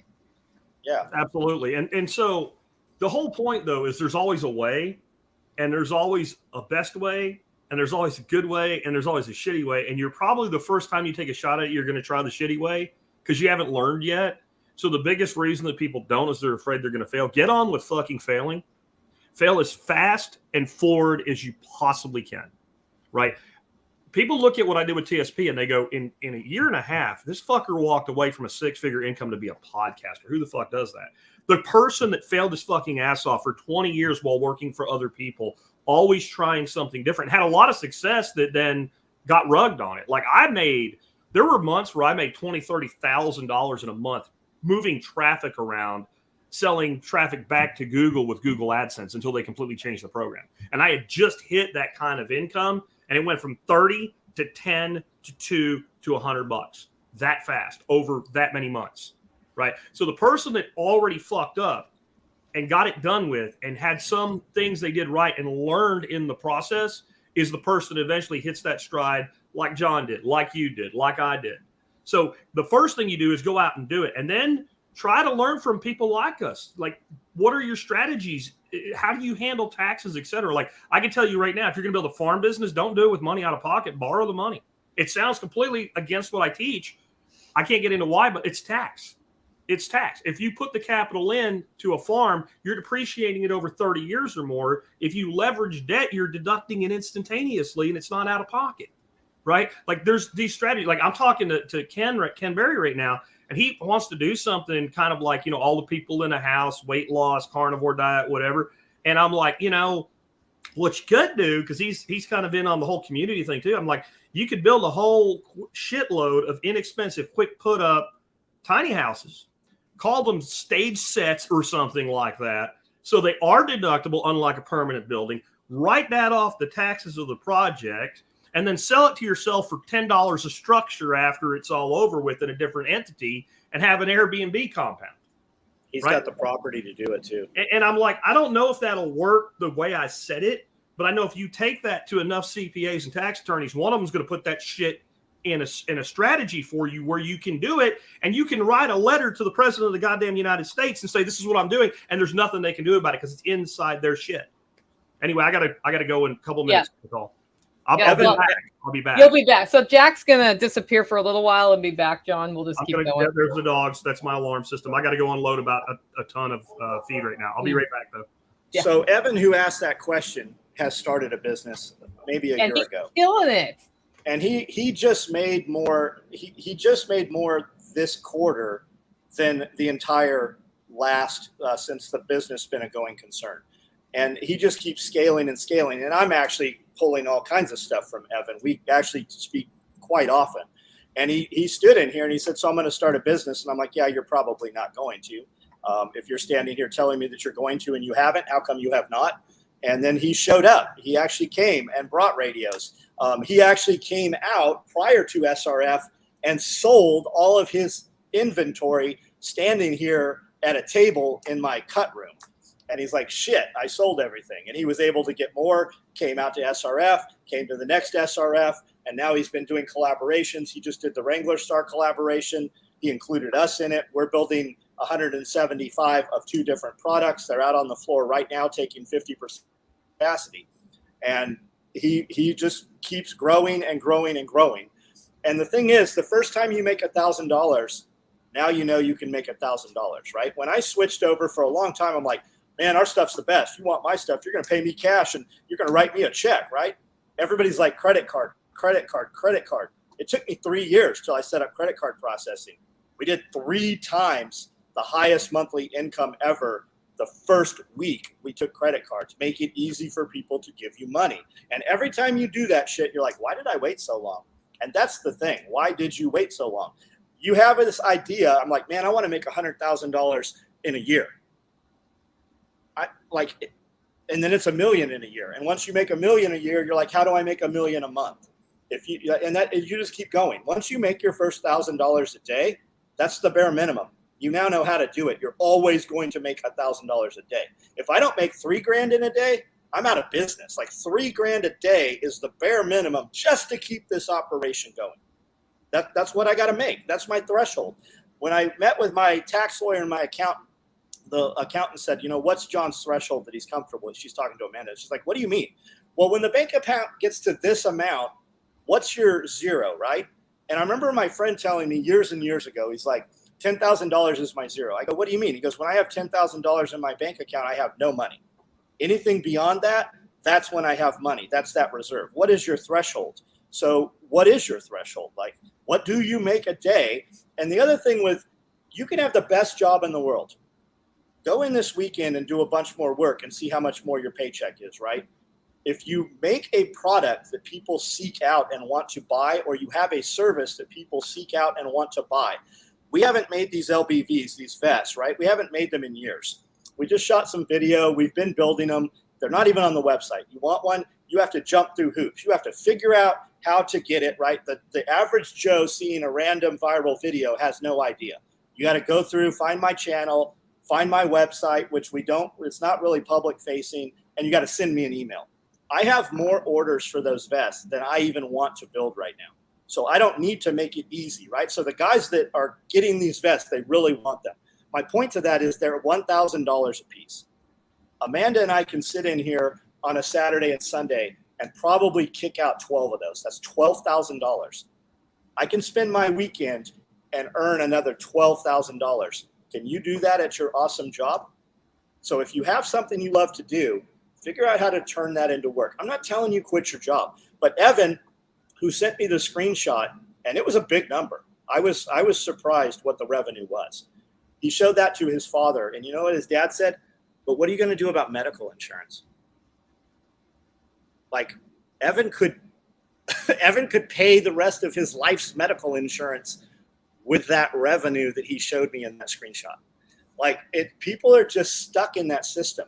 When things are good, people are going to be like, oh, you don't want to leave your job, man. Things are good right now. When things are bad, oh, you don't want to lose that job. You might not be able to get another one. These are people who have been programmed, and nobody wants you to do better than they are doing. It is, and I don't think that his father meant ill. They are just fucking programmed. Just like those are NPCs. Those are non-player characters. When you walk up to somebody out in public, how you doing? Oh, fair to middling. Oh, I'm here. Oh, I guess. I mean, I'd rather be at home, not at work. I'm like, I can fire you right now. Like, if you were my employee, you wouldn't work here. Like, I've walked into places and literally fired people at places that I don't own. It's just mindset. We were talking about how we're programmed, and a very successful piece of programming that happened post World War II was associating your health insurance with your job and then making that defined as healthcare, which is where that comes from. And I hear that story and I know how much health insurance costs because I've been responsible for mine my whole life. And I haven't loved what happened to that number after Obamacare was passed, but it is what it is. And if I want to cover some potential catastrophic things, I build that expense into my life. But there are so many ways that you can handle that one little issue. And having a lot of money really, really helps if you get very, very sick. The health insurance at your job isn't going to cover it. Having a lot of money helps. So, I will say this. I've thought a lot about limiting beliefs this year because as much as I seek to let go of them, I keep finding them in myself. And John, starting 75 hard a little over a month ago has totally changed my perspective. And it has nothing to do with the fitness part or the diet part or any of the individual pieces, right? I mean, I do feel physically better now than I did, but it is the thing that's been best for me is prioritizing myself so I'm strong, so I can be strong for building what I want to build here. And that discipline piece, which was my original motivation for it. For those of you who've not heard of 75 Strong, it's Andy Frisella is his last name. He used it to change his life, and it's just a program where he spends 75 days following a diet, exercising for 45 minutes twice a day, reading 10 pages of a nonfiction book, drinking a gallon of water, and taking a progress picture. That's how it starts. And you can go to his website and sign up for his email, and you sort of get these, daily or every other day reminders. I had no idea how much I would change even in the last 30 days. And I'm not even halfway done with the challenge yet, but I know I'm not going to fail because the brilliance is, well, now I'm at this day. So if I fail one day, I have to start back at day one. And that means I've wasted a whole month of my life if I do that. So it's also, go ahead. Follow a diet, any diet, 2 workouts a day, 45 minutes. One has to be outside. Whether rain or shine or snow, one has to be outside. Or hot AF. Andy Frisella created 75 Hard for its mental toughness. He will tell you that over and over. And he's got a podcast. He did a podcast. It was the #1 on business development and entrepreneurship for like 4 years straight on iTunes and all platforms. It was called The Motherfucking CEO, the MF CEO. There's 360 episodes. He now does one called Real AF, which is real as fuck. And it's more political and cruise the internet, but there's nuggets in all of those. Yeah. And every single person that I do business with, I want to listen to that podcast. And if you guys are like, and there's people are just weak. They are fragile. And they're like, I can't listen to him. I can't do business with you. Like, if you can't listen to Andy Frisella, it's because you are fragile, and you, more than anybody else, need to listen to that podcast because there is pieces in there that are life changers. I send that podcast every couple times a week. I send that out to 20 or so different people. When people don't interact with the things I send them, you go off the list. I have a group of people that we interact with, and I do more and more and more business with those people. So if you get some forward from me, and you don't reply to it, you just fall off my radar. You no longer participate in that group. But doing business with guys like that, they introduce you to higher levels of people. Like, I don't personally know Andy Frisella, but I have a friend who does business with Andy. He is partners up with Andy, and they have these business accelerator groups and these coaching groups that are out there.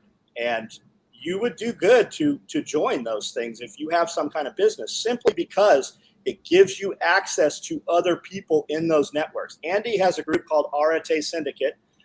He is partnered up with Ed Milet on that. My friend Rob, he's got a group. There's a bunch of these guys, and they all run in circles, and it is a very small circle.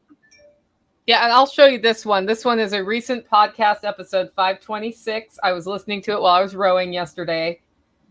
Compromises in business. So they talk about the 3 things that they never compromise in business for success. That was super tangible, super helpful for me to listen to, worth investing the time. It's like an hour-long podcast. Just listen to it. If you can listen to us, you can listen to his podcast as well. And that's at andyfrisella.com, or you can look Real AF. It's Real Space AF on your podcatcher, and it will download it. Yep. So the one I was listening to this morning, these 3 compromises will destroy your business. That also one, with yeah. Alex Hormozy. I was listening to that at 5:00 this morning. Yeah, it was. I have 15 minutes left, but it was definitely worth the time. So I joined and talked to them at Real AF Podcast. It's worth the money. John's memberships is worth the money too on YouTube, guys. And if you're here on YouTube and not a member, maybe consider paying that $1 a month. It's $1, right? Yeah, it's just $12 a year. It weeds out the shit talkers. It's really what it's for. It's $1. Yep. Okay. Any advice for finding better employees? I'm a home remodeler in Missouri. I love your employee device. Yeah, I don't know. You should watch my help wanted or job hiring videos. I literally try to talk people out of coming here. I don't even, we get all these people that jump on and they're like, well, you didn't even give the address. If you're not smart enough to find the address here, you could not breathe the same air. My breath exhaling would literally kill you. You are too fragile. Yeah. We do put the address at selfreliancefestival.com though, because that was my number one question when we didn't have it on that website. And I decided we have a Google page. Like if a dude can't figure out to Google the company and see where the property is, we don't have anything more to speak about. Like if you don't have the follow through, I need self-starters, right? I need people that do certain aspects better than I do. That's why I'm hiring them. Yep. Okay. I have to say, I interviewed a lot of people back in the day when I had a normal corporate gig. I never had somebody ask me where it was. I did have people like when we were in the 4th floor of a building, like, is there a building like security procedure or something? But I never had said, how do I get to where you are? And if I had, John's response would have been my response. You're not qualified to work here. The stupidest thing I ever had a person do, apply for a job, didn't get the job, turn around and sued our company, and then put me down as a reference for a job 3 months later. That was gorgeous. That was like, oh, this. You're like, yes, I would love to give a reference on this person. Like, here. Here's a piece of hiring advice, right? Hey, where did you used to work? Well, I worked over here, but I quit, right? My boss was an asshole, or they didn't like, if the guy's complaining at his last job, you're the next guy he's complaining about. Like, never hire them. If they had a lawsuit against the other company, we're never hiring those people, right? Just if they come in positive, they're smiling, they can demonstrate that they can achieve the task, watch them. Like, I don't even need to know a guy's name for 90 days when he's been here. When my other guys have given the guy a nickname, I will eventually know your name, because you can come in and do everything it takes to get the job, but most people do not excel beyond that. They will do the bare minimum while you're standing. If I demonstrate how to light this lighter, and you can stand there and duplicate how to light this lighter, and I don't light this lighter but once every month, and your job is just to stand there, I expect you to be able to do it much faster on the second day and the third day and the fourth day. We literally had a kid come in here and like we burn threads. Like this is a tool that we use every day. They do light lighters there. We had a kid show up here who could not light this lighter. He was trying to throw the fire out. Like, I'm like, where have you been for how old? You're 32. How can you not light this lighter? I go, did you live in your, like, you play video? He goes, yeah, I play video games. I'm like, what was your last job? Should fucking work then. I was a sandwich artist. I'm like, what in the fuck is a sandwich? He worked at Subway. Yeah. That's what it was. Yeah. But they call them sandwich artists there. Yeah. And he came to work the next day with Band-Aids around all his fingers. I'm like, yeah, this You're is not going like, to make it. He lasted. John is talking about FNG theory. I'm sure you know what that is, John. Fucking new guy. Fucking new guy. You don't get attached to him for the first 90 days because he's probably going to get himself killed. Right? Like, we used to take all of my guys, especially guys that would move here, right? The women all have families for the most part. The guys that moved here, they watched all the videos, and we had 2 guys at separate times pack up what they could fit in their car and drive here from Alaska, right? So like we took care of these guys. I bought them the same clothes I had. We took them to dinner every night. We would sit and go to the movies together, right? And every time something would go bad, I would realize how much time and energy I invested into these guys, and it would literally crush me when it didn't work out. So I have some demarcation. Like you have to be here at least 90 days before we're even going to be friendly, right? It's just very factual. If you're super nice on the first day, then that's the bar you set, right? You have to demonstrate what you want, have them demonstrate back to you what you want, and just keep some separation for a while. Especially, and in a small owned business, you're working very close to people. So they'll come in and do what it takes to get that job, but that will fast change. And if you're coming to work every day, the business that you own, and you're dreading going to work because of the employee that's there, the day you fire that guy, you'll be like, man, why did I wait so long? Yeah. Yeah. My theory is if you've worked for me for 30 days and I can't put a new person with you to train them, you're fired. Because you're never going to make it. You can't teach what you've been doing for 4 weeks to somebody that's new. Because whatever you were doing wasn't that hard. Or you wouldn't have got the job at an entry-level position in the first place. You should be able to do it tomorrow. Like today, I should be able to bring someone the next day and say, show them how your station works in one day. Maybe it's not perfect. I'd wait 30 because that way you kind of QA them and make sure they're doing it right so they're not teaching wrong. Because teaching wrong is terrible because now I can't blame the new guy because he was taught improperly. But in 30 days, if I can't put you in charge of somebody for a couple hours of training, you're fired. You're instantly fired. I love that you can't find us. You're not getting a job part that John does too. Like you can't figure out where we're at. You're fired. My other thing is fire quickly, fire fast. That's what I put when I first walked back in here. I remember when Brian Black started his company and he started finally hiring people. And it was right about the time I kind of connected with Gary Vaynerchuk. And we had a private, like 20 people from the audience, just us and Gary. And I knew Brian had this problem with this employee for a couple weeks. And so he was able to go to his employee and go, I fired you because Gary Vaynerchuk said I needed to. Right. But he said, I said, Gary, when should he have fired him? He said, well, when did he hire him? I'm like 14 days ago. He says, probably 13 days ago from what you're telling me. Like that is one of the things from Gary that stuck with me. You get rid of problems as quickly as you can. And so if you're going to start a business, my other thing, if you're going to have employees, be in a state like Tennessee or Texas or something like that, where it's right to work. And the only explanation I have to give as to why you're fired is because you don't work here anymore. Yeah, right to hire. That's the entire explanation. Why are you fired? Because you don't work here anymore. Yeah, right. I don't have to, now if you've been in there long enough where they can draw workers' comp and all, it can affect your workers' compensation insurance. But a guy under 90 days, I don't have to do shit. I don't have to write them up. I just buy. You don't work here anymore. Yep. I give a farm tool test when hiring a farmhand. Good idea. Yeah, go get the shovel. Yeah. Do you know a crescent wrench? Do you know the difference between diesel and gasoline? Yeah, Jack needs to do that one next time he hires a farmhand. There it is. His excuse was he was colorblind. So yeah. Can you read? Yeah, then you should have read diesel. He thought diesel meant high test gas, like super. Now a number of gas stations have the green nozzle as normal gas, and the black one is diesel. They switched it. Boy, So I actually literally almost made that mistake, and I was like, oh. Ooh. And when your farmhand puts farm diesel in your street truck and you get stopped for it, your farmhand isn't paying the $10,000 fine. You are. Yeah, for the red dye diesel, definitely. Yeah. You know, my David mind now, Nicole, that you said that, is thinking about the fact, you know how, because people are stupid and they leave the thing in the truck and they pull out and it has a breakaway for the nozzles, that if you were a real bastard, you could swap the nozzles on one of them.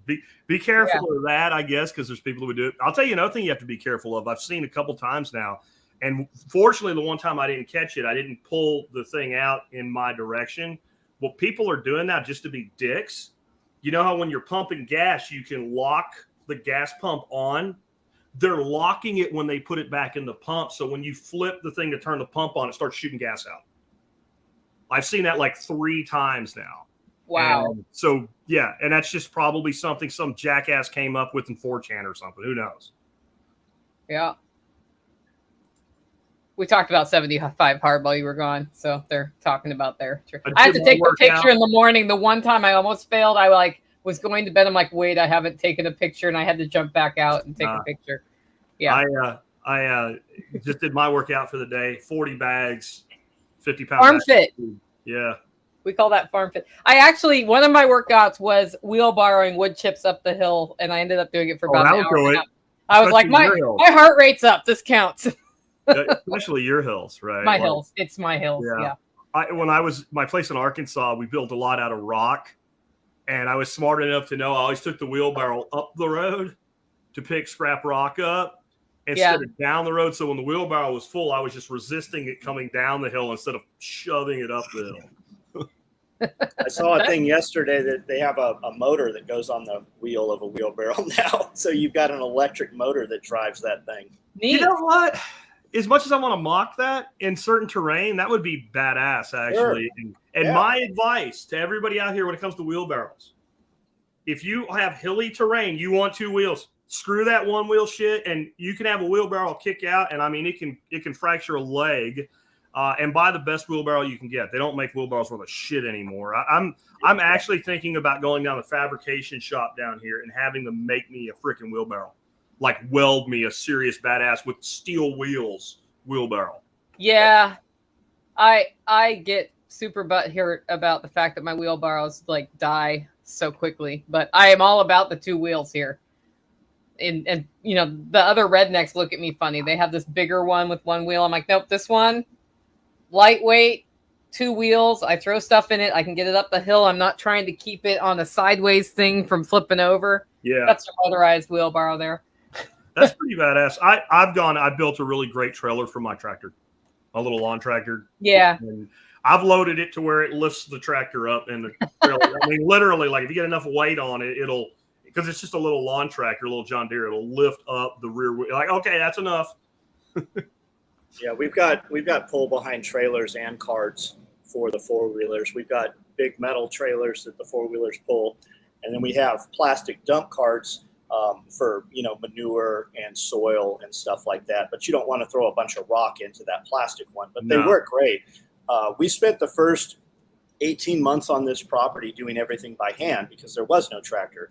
But it's a give and a take. Once you are able to have equipment, it's like a bulldozer, right? It's expensive to rent a bulldozer, but you can do as much work in one day as it takes you 6 months to do by hand. Yeah. So it's a force multiplier. I don't pick up rail ties anymore and put them on my shoulder and move them. I pick them up with an excavator and stack them neatly. Everything that comes into place now, I put on pallets and I use forks to move it where I need. And then I can stack it vertically and use less footprint also. And anytime I'm buying materials, bags of soil, for instance, I try to buy an entire pallet so that they will put it on the flatbed and then I can unload it. It's just people typically don't add in their time, right? What does it cost to unload this thing if I'm paying myself even minimum wage? A lot of people, when they start a business, don't even consider their time at minimum wage, much less what they actually make. You know, you bring up a good point too. Like when you're talking about carrying railroad ties and shit, when you're young, I mean, obviously all 3 of us are advocates of being willing to work hard and physically hard as part of that. there's also things that if you do it, it damages your body long term. When you said that, I remembered for my father-in-law carrying like 20 railroad ties over my shoulder like a log, one at a time in his rickety ass backyard. And what I should have done is run down to Home Depot and hire 2 day laborers to do it for me. Right. I mean, that's what I should have, because there was nobody else to do it. It wasn't like I had somebody I could reach out to help me on that time. And he was at a point in his life where I'm like, if he tries to help me, it's going to be worse. So I just went and did it. But like that solution was right. There was a Home Depot that guys lined up to work at every day. I could have went down there and handed 2 guys a $20 bill a piece, rolled them over, had them do it, rolled them back. They could have got back in line, and it would have been $40. Yeah. And there's probably still parts of my body today that ache because I did that. I mean, at 52, right? The things we did as a kid, you reach down to pick a pencil, you throw your back out. I've never had that happen, luckily.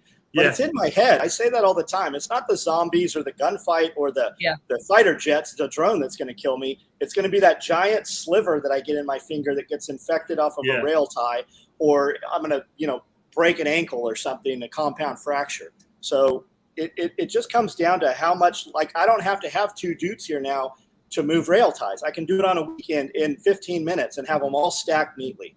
Better living through engineering and chemistry. Yeah, it's a force multiplier. That's, like people, well, you're going to use that chemical? Yes. Yeah, it's like people actually are like, they're freaked out that I use orange oil to kill ants. Oh, I need to order more of that. It doesn't kill much else. So yes, it's chemistry. It works. It has an exoskeleton. I put orange oil on it, it melts and it dies. Awesome. Yeah. Orange oil is actually hard to find. Like, you used to be able to just get it off Amazon. It's very hard to get in bulk now. But it's like that suit that Sigourney Weaver had to throw the alien out of the spacecraft. It's like having a gym suit. That's what a skid steer and an excavator is, man. It's just a force multiplier. Yeah. And we were talking a lot about business earlier, so that's part of it too. Don't be afraid to spend money inside your business. Just know why. Don't spend it just to spend it. Right. The last thing you should do is go to a marketing firm and hand them $40,000 and tell them to develop messaging and marketing for your company, because they're not going to do a good job. They're not going to do a good job. Take care of your throw your money away before you do that. You put it in a bank. You're better off. And you know how I feel about banks. And I'm still saying put it in the bank before you give it to a marketing firm. Like, that's not how you build a company. Like, invest in your infrastructure, invest in your systems. Take care of your customer. Like, service your customer 110%, and they're going to continue to talk about you and tell your story. You can bring in all the marketing and get all the first-time customers in the world. When you fall short, they're going to tell the negative story, and that's going to do more damage. It's going to negate. It is faster to have one loyal customer because they will continue to buy. It is better to resell and upsell to your existing customers and let them tell your story. Yep. Right. Are we done with the rabbit question? I think so. Somebody said, how do we get rid of rabbits in towns? They've killed a bunch of his fruit trees. Oh, you trap them cloth around the tree. That's all you got to do. Just some hardware cloth around the tree, and the rabbit can't get to it. You don't want a dead rabbit. You want a living tree. Live catch trap the rabbits, or BB gun shoot them and feed them to your dogs. My dog's diet is at least 75% whole dead rabbit. We finally got there. The dogs are finally starting to eat rabbit this week. So if anybody has a dog and they say their dog won't eat the rabbit, take a pair of garden shears. I use just normal shears, like the same scissors we cut material with. On that dead rabbit, just cut that belly, expose that gut. The dogs will eat it every time. And then you will only be a week or 2 of that, and you won't have to cut the rabbit open anymore.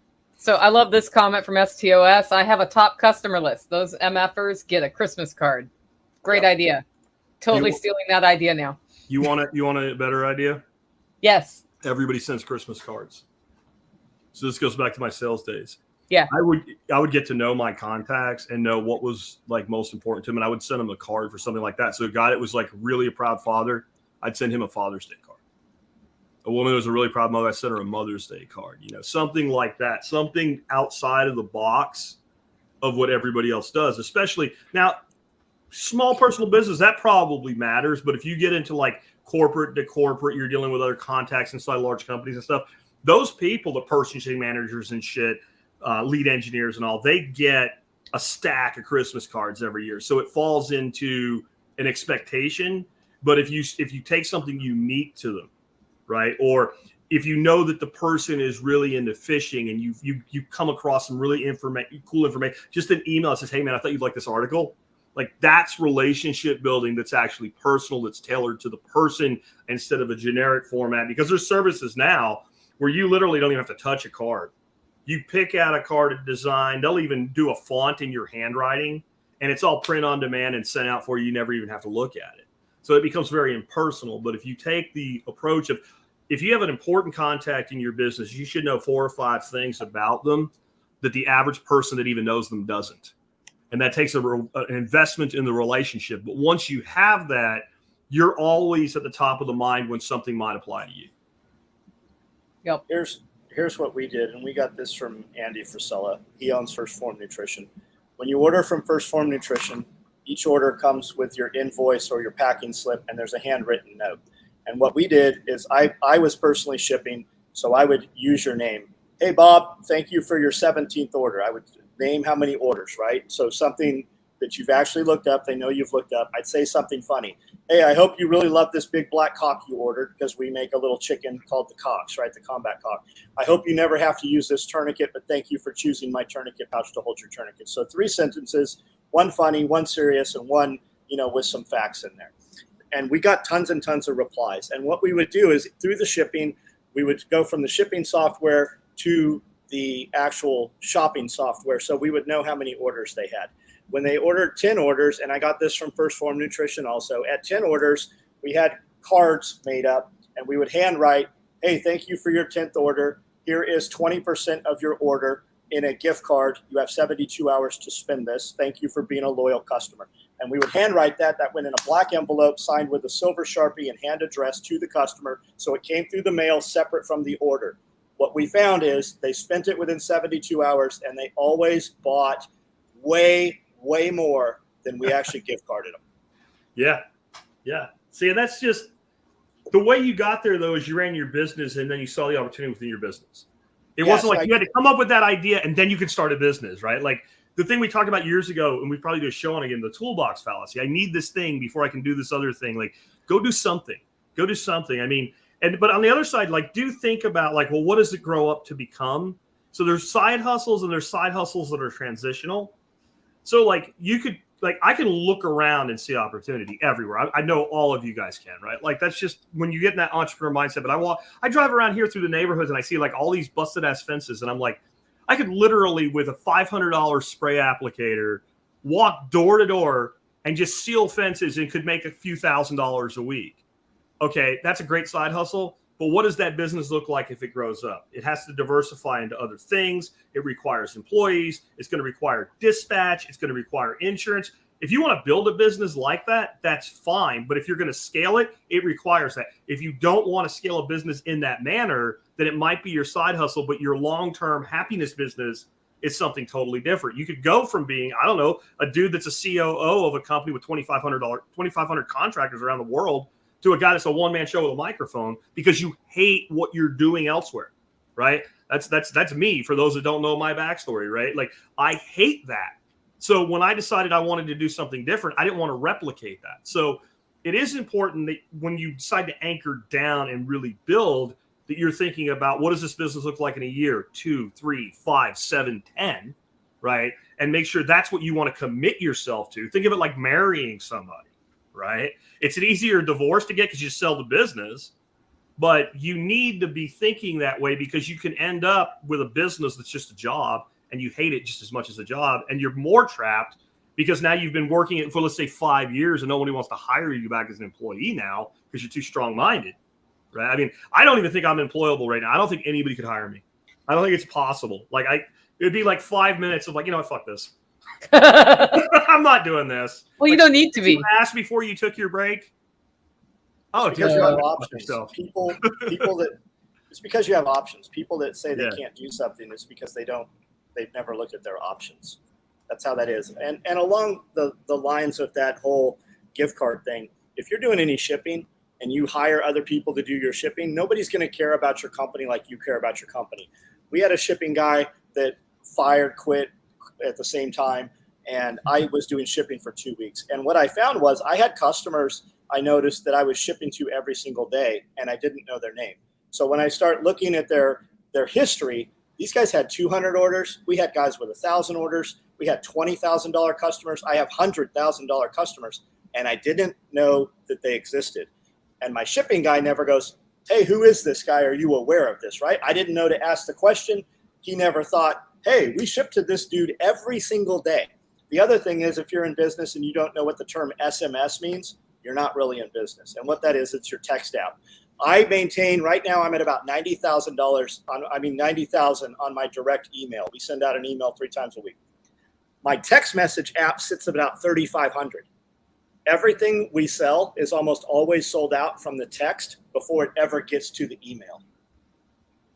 Those 3,500 are a much greater revenue than that 90,000 list, because you have direct access to your customers on SMS, whereas on email, it actually is an algorithm. So if a guy typically doesn't open your email, all those free email apps say, oh, this is a spammer, and it goes into the other mailbox or the junk mailbox. People have no idea. It's very, very simple. If you took just those things that I just said right now, you would scale the day, the first week we put SMS in, and we only had a couple hundred people on our SMS list, our revenue went up 36%.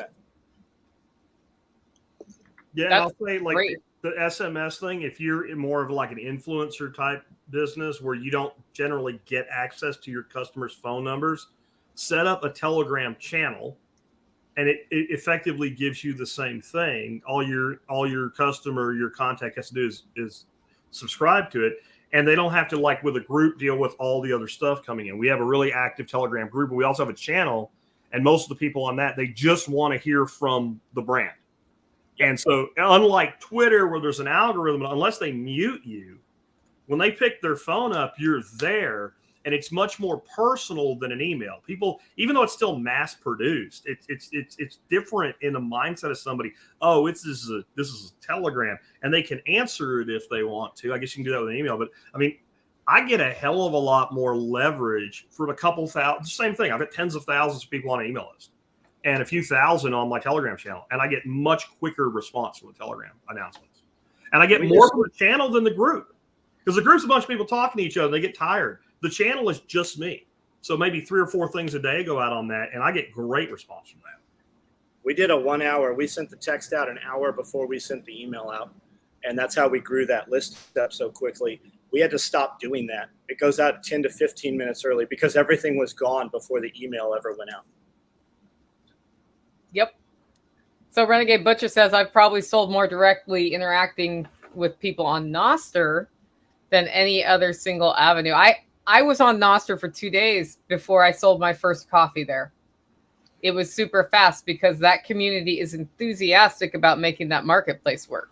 So they'll just do it. Like I sold a coffee of the month for a year, which is like a $350 item off somebody who had ordered through my website before, who's like, I just want to do this on Nostr. And it's still a little clunky, but don't hate money. It is the early days of Bitcoin. When you started accepting Bitcoin, you got orders from people that didn't even really care about what they were buying. They just, oh, you're a guy that actually supports Bitcoin. I'll spend Bitcoin with you. And it's kind of that again with Nostr. And that is what it is. Nostr people are looking to do business with other Nostr people. Like it's a goal. Like if I'm going to buy a thing and I can buy it from somebody on Nostr instead of someplace else, I'll do it. And yeah, that it's been incredibly responsive, and it takes a little effort to get started with it. But once you do, it's no different than using Twitter. Yeah, it really isn't. I mean, if you can use Twitter, if you can use Facebook, you can use freaking Nostr. Just once you have your client configured, you're done. I'm sure somebody in this audience, out of the 3 of our audiences, would help you with it for money if you really can't figure it out. But if you were to go to nostr.how, nostr.how, you would figure it out. Yep. It's not that hard. Even Ken Berry did it. Ken Berry managed to get on that. He's a Gen Xer like us, a couple of years older than us, but it's the most boomer, non-configured profile I've ever seen in my life. But he did manage to get on there. So if Ken Berry, technophobe, can do it on his own without help from his wife, everybody listening to us right now, you could be on Nostr today. It's so easy. And I too put it off for like 3 weeks after I discovered it because I was like, I'm busy with Self-Reliance Festival and it's March. And then Self-Reliance Festival was over and I'm like, today is the day. I'm about to talk to Jack on the first Tuesday chat. He's going to give me crap about not being on Nostr. And I was like, I wonder how I do this. And Renegade Butcher and Brian from the Lots Project are on a private chat with me on Telegram. I'm like, guys, I got to get this done the right way and I don't want to mess it up. And they're like, here, we made a 5-minute video, step-by-step tutorial. Done. Yeah. Here, put all these relays in. Yeah. That was a little harder, but not that hard. And then when Jack gave me crap about it, I'm like, I am on Nostr. That's odd. When I got on it, I didn't even know what a relay was other than in theory. And I'm like, settings, I'd like fucking turn them all on and see what happens. You know, I'm like, oh, a bunch of spam showed up. Let me turn them back off and start turning And it was like, you just play with it. Like, one of the reasons kids are so good on computers is they don't worry about messing anything up. So, like, if you messed up a Nostr profile before you got any traction with it, just generate a new key and a new pair and done. And don't throw it away. Don't worry about it. Like, it ain't a Bitcoin wallet like you lost money. You know, but here's my thing, my pitch for Nostr again, for everybody out there. It is mostly dominated by Bitcoin people. This is true. It is mostly dominated by experienced Bitcoin people. This is true. You know what? They have money. Yeah. They have money. You know what else Nostr has? An integrated payments network, and it's built with a bunch of people that have money. You might want to be part of a network of enthusiastic people that have money with a built-in integrated payments network that's totally private and instantaneous. If you don't, well, then totally don't go on Nostr. If you don't want a network of affluent, energetic, happy, excited, entrepreneurial people, Nostr is not for you right now. But maybe you do want that, right? And one key pair in your tribe's everywhere. No one can ever shut you down. That's the part I like. I can look at it through any client or app I want to, and it's just like it's the same Nicole. Yep. I just post the stuff. And your people are still there, that you can still reach them. And if it is something specific, like they have a thing called BlogStack now, it hasn't taken off, but there will be other clients that are more specific rather than just Twitter clones. But then the person who you're already connected to, if they start using that particular client for more of a long form blog or whatever else they can, or a marketplace, all your contacts instantly are connected to you as soon as they grab onto that. It's not like Facebook where it says, now spam all your inbox so that everybody knows you have a Facebook account. The people you're connected to are connected to you as long as they want to be. Yep. An integrated payments network. Jack's very excited about the money side. Yes. I don't hate money. Please stop hating money. Well, the cool thing is it does facilitate a tipping society. So I put a cool picture of my coffee mug up and I say something about the day and I'll get, a couple hundred sats, which is worth not very much money at all. No, but it's a penny or two. This is my highest paying coffee mug picture that's ever been on Nostr. And for those that are on the audio only, it's a green mug and it says, I am not responsible for what my face does when you talk. This was given to me by a person who knows me well. Yes, he is not. Also, you don't talk to him until after the first cup is down. Just if you're at this fall workshop. Yeah. But usually that adds up over time, and I'm totally like all my sats that I end up getting beyond the ones I also give on Nostr, because you have to also participate by tipping people. Yeah. Totally dedicated to my endless pool. Yeah. That's my plan. My ratio is half of what comes in. Yeah. Eventually, when it builds up, gets transferred out to my own node and then ends up on chain secure. And half of anything I get goes back.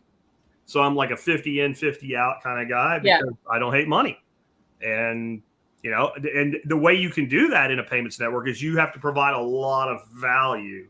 So you're not just getting tips only because you're giving tips, but because you're putting value out. Right.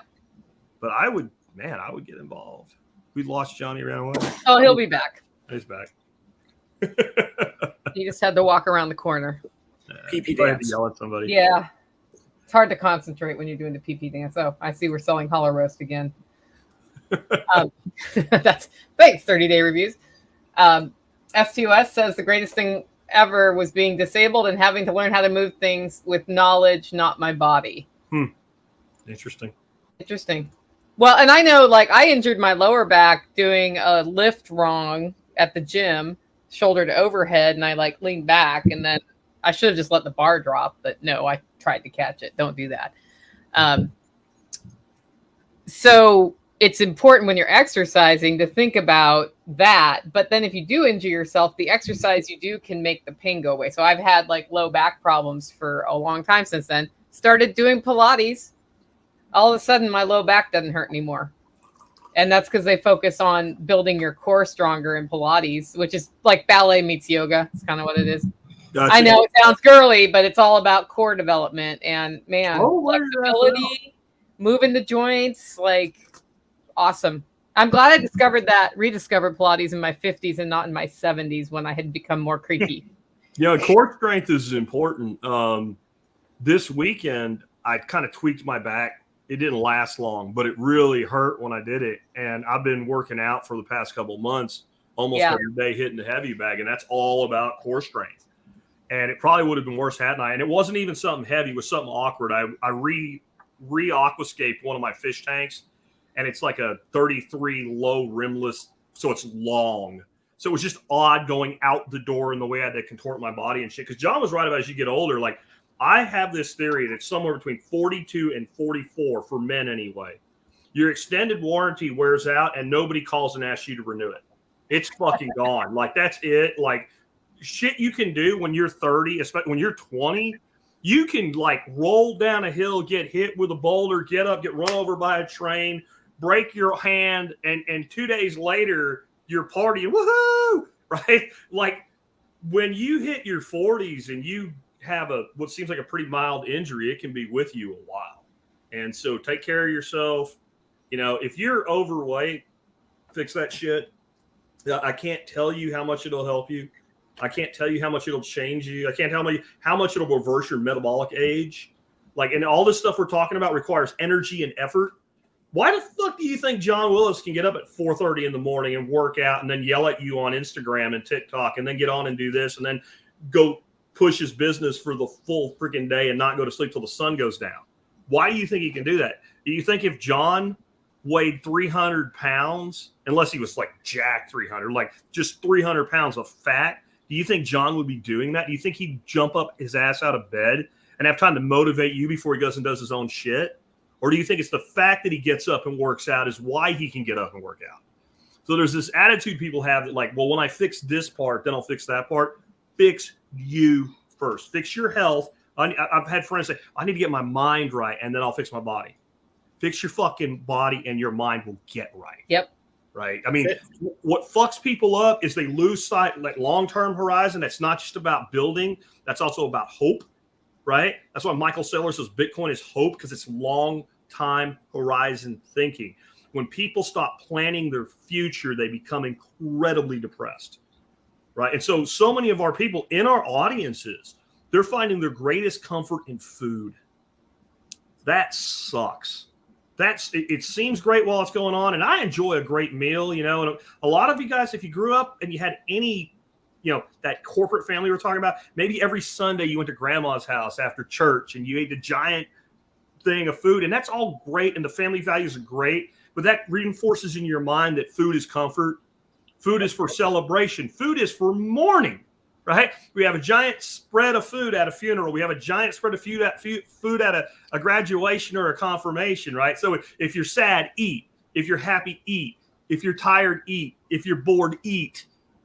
With no mindset on what's going on. And at least back then when we were eating real food, now we're eating garbage that way.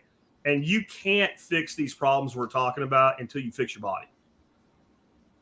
Fitness is free. I mean, you can make fitness cost as much as you want it to cost, but fitness is free. You can take a man and lock him in a 5x6 jail cell, and he can still work out every day. That's the one thing that you cannot take away from him. So if you're not doing it, you're just not doing it. When I have some sledgehammer and a truck tire, I mean, you don't even have to have that. I mean, I know. I'm just saying, like, if you take a trash bag and fill it with water, fill it with wet newspaper, fill it with dirt, whatever. Just carry something heavy, do something difficult. And it cleans your mind out. Like, it literally, if you have some solution that you cannot solve, work out. The answer will come to you. It does not work the other way. And everybody's like, I'm not motivated. You're never going to fucking be motivated. You have to be disciplined. It's about discipline. It's not about motivation. The motivation is fleeting. As soon as you change to the next TikTok, you lost that motivation. It's simply movement. Movement clears the mind. Yeah. And I mean, like, this weekend, I didn't want to get up and do my first 45-minute workout 3 days in a row. I got up and did it. And by the end of it, I was like, actually, I feel better now. Yeah. But there was a moment in bed where I was like, The days you don't want to work out are usually the best workouts, and that's when you need it the most. Yeah. I'm also, and I've become recently big on get up out of bed and work out. The rest of the day is different. And if you aren't, or even like what can happen is you can injure yourself in a way where you really shouldn't do the workout that you most want to do. This weekend, I cut my hand on a glass that attacked me. Like I literally opened the cabinet, went to grab one glass, the other glass came out, smashed it, and cut the back of my hand. I really don't need to be pounding on a heavy bag this week. So I'll walk my farm. I'll walk 2 miles on my farm in the morning until this, because I don't want to have blood everywhere and shit. So give it a couple days to recover. So if you have an injury where you can't do your workout of choice, do something else. Yeah. Get up and fucking move. There's a lot you can do. When you do difficult things, they get easier. Ask Nicole. She's in the middle of her 75 hard. Yeah. It's funny because it's not as hard as I thought it would be. It's probably less hard days. Yeah. And I think the hard part is like with 75 days, you're going to go through somebody's birthday party where there's cake and you have to say no because you're following a diet with no exceptions, right? And one thing I'm not doing is there's no refined sugar as acceptable on my list. But no SOE gummy bears. No SOE gummy bears, man. I got freeze-dried Skittles, but they were a gift for somebody else. Okay. So did not eat any of them. And I think, and you're not allowed to have alcohol either at all. And so I hung out with Jack and watched him drink a 007 martini, which would have been my I really want to try that. Good. It looked really good. I had fizzy water with lemon in it. Yeah. That's fine. Yeah, but I think that's part of it. It's like you don't time it for not doing it over Christmas or something. You just do it and go through Christmas. That's the hard part, right? Yeah. Yeah, but you had good friends too, because even though it was me and David, we didn't he did a little bit because he can't help himself, but we're like, stick with it, man. Stick with the plan. Yeah. He gave you a little nudge just because you would have felt left out if he didn't. I mean, he ordered cheesecake. Yeah. And God had my best, my well-being at heart because they were out of cheesecake. That didn't show up with 3. I would have been fine. I forgot about that. That was great. Yeah, we don't have any. Oh, okay. That makes it easy to say no. Yeah, well, I was going to say no anyway. This is the survival podcast channel, right? Survival. If you can't do difficult shit now while the world is easy, how the fuck are you going to survive? Like Nicole's kind of coddles weak people in the beginning, and she wanted to provide chairs. I'm like, this is the Self-Reliance Festival. These chairs are going to take somebody that's going to trip over them and harm them. If you can't manage to stand or bring your own chair, I'm okay with you not being here. Like, it's the Self-Reliance Festival. Maybe you should come here and be uncomfortable and stand, and then you will get less fat. Like, I don't know what to tell you. You get a stand-up desk or something. I still bring some chairs, John. I still bring some chairs. Yeah, I know. I do provide chairs, but it's because we feed people so well. We need a place for them to sit. Yeah. But no, I get what you're saying. And we a lot of times will say, like, man, we kind of overbooked it. Like, if you can bring chairs, You're supposed to be a prepper, be prepared. I remember, like, the first one we ever did were people coming in and asking to borrow towels. Like, you didn't bring a fucking towel. You came to a prepper camp out and you didn't bring a towel. And my wife was like, oh, we can give them towels one time. And she's like, get your own fucking towel. The first time I stayed inside at your house, I brought towels. Yeah. Dorothy's like, here's the towels. I'm like, I have my own towel, Dorothy. We have a room we call Nicole's room. I like that room.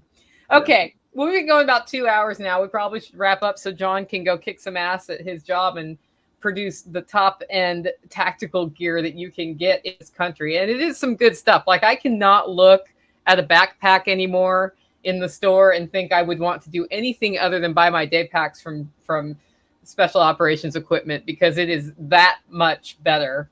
So let's go once around the horn, pitch whatever you want to pitch. I'm going to start with you, John. SOEtacticalgear.com is the website where the real product is.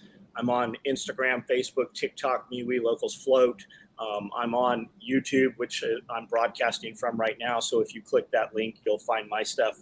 We have a ton of videos. We've got several people on our team doing videos that are going viral all the time. If you watch our shorts, they are very misleading. We build them in that manner because it does inflame people, and people spend more time interacting on negativity. But as a byproduct, it boosts that algorithm, and we find more real people from that. So don't let the shorts fool you. Check out some real stuff. I do a live every night at 9 o'clock. I do a live. We can talk business. We can talk gear, homesteading, whatever you want to talk. You might like some of the things I'm saying. I promise if you like the things I'm saying, eventually I will say something you do not like. But at the end of the day, you will know exactly what I thought. And if you don't like what I do, build your own stuff and do what you like, and the people that agree with you will show up. I've done this for 35 years. So I have advice. If you ask, I will always tell you what I did. I will not ever tell you what you should do. I don't care what you do until you come to me and then tell me what you can't do. Yep. And you have a chainsaw workshop on June 17th. We do. We have a badass chainsaw workshop. We've got some great people. We've got companies coming in, bringing in equipment.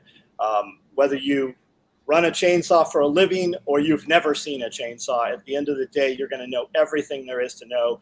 And at any level that you want to know it. You can come in here and not even touch any equipment. It's going to be a hangout. The compound will be open for camping Friday night. We're going to feed you, and it's on the website, Chainsaw Workshop. All right, Jack, what do you got? Well, I happen to be celebrating something this summer. I have a 15-year anniversary of the Survival Podcast coming up. So we've been doing this show since June the 20th, 2008. And if you like the stuff you heard today and you haven't ever checked us out, please do so. And know that we are incredibly diverse on topics. We'll be talking about permaculture one day, or homesteading or something like that. Next day about how to start a business. The next day we might be talking about like fighting back against government regulation or something like that. Any other alternative energy, you name it. But we do still have some tickets available for our 15-year anniversary celebration. It's going to be at a place called Pinstripes. John, you're invited, but I know you're like super glued by the ass to Tennessee, so you probably won't show up. But it's going to be a really cool 4-hour party. I think we have 21-ish, 22-ish tickets left available to it. They're $80, but it'll be money well spent. We have an hour and a half all-you-can-eat buffet, and it's like ribs on it, not macaroni. Although macaroni and cheese is on it, it's like they said, yeah, we just keep bringing it for an hour and a half. I'm like, all right, you want 75 preppers? That's fine. We'll show you what we can do with some meat. But it's going to be a great time. It's a really great environment. Dorothy did a great job of finding us a good location. I think she likes the giant wine corkscrew that they have there as art out in the front of it. It's just a cool location. We have a private lounge that we've rented for the entire event as well. Really cool kind of upper end industrial setting. And come hang out with us. We did it on a Thursday. So as much as we talked about working today, I believe that human beings are batteries and batteries need recharging. Take off a Thursday and a Friday, have a super long weekend, and kick it off with 75, 80 of the best people you'll ever be around, and come join us. And if you can't do that, at least come check out the Survival Podcast. If you're lazy and you don't want to type the whole thing out, you can put tspc.co into your phone browser or your computer browser, hit go, and you'll end up there. You probably don't think .co works, so you should try it just to find out right now, and make sure you keep coming around. All right, guys. We do this Tuesday live just about every Tuesday. And this time, my original plan was to share with you something really cool that I put together, which is a homestead starter pack. It's 7 webinars, 1 a week, going through 7 core skills that you will be able to use on the homestead. And that's at NicoleSauce.com. But we also have the Self-Reliance Festival coming, and that's really coming together as being the biggest, best one, October 14th and 15th. That's at selfreliancefestival.com. You can get tickets there for not only the festival, but you can also go to get 2 days early, which means you can start camping as early as Wednesday night and do the Zero to Hero radio operator course from Evan from Radio Made Easy, who was in the comments today. Like, he's really super cool dude. He's also going to have internet available for vendors to buy. We've got a poultry processing class Monday afterwards with Joel Salatin. And then the 2-day tickets, October 14th and 15th, those are all at selfreliancefestival.com. But I also wanted to ask a favor. I told a story earlier in the show about a friend who has cancer who's going to be up to 3 months in the hospital. We are raising money for her. Her name is Jenni Hill. And we put a GoFundMe together. Our goal is to keep her apartment so she can have her apartment rented by the end of that isolation period. We have found somebody to foster her dog so she doesn't have to give up her dog for adoption because she can't have her dog during that time. It's at GoFundMe.com/Jenni-Hill.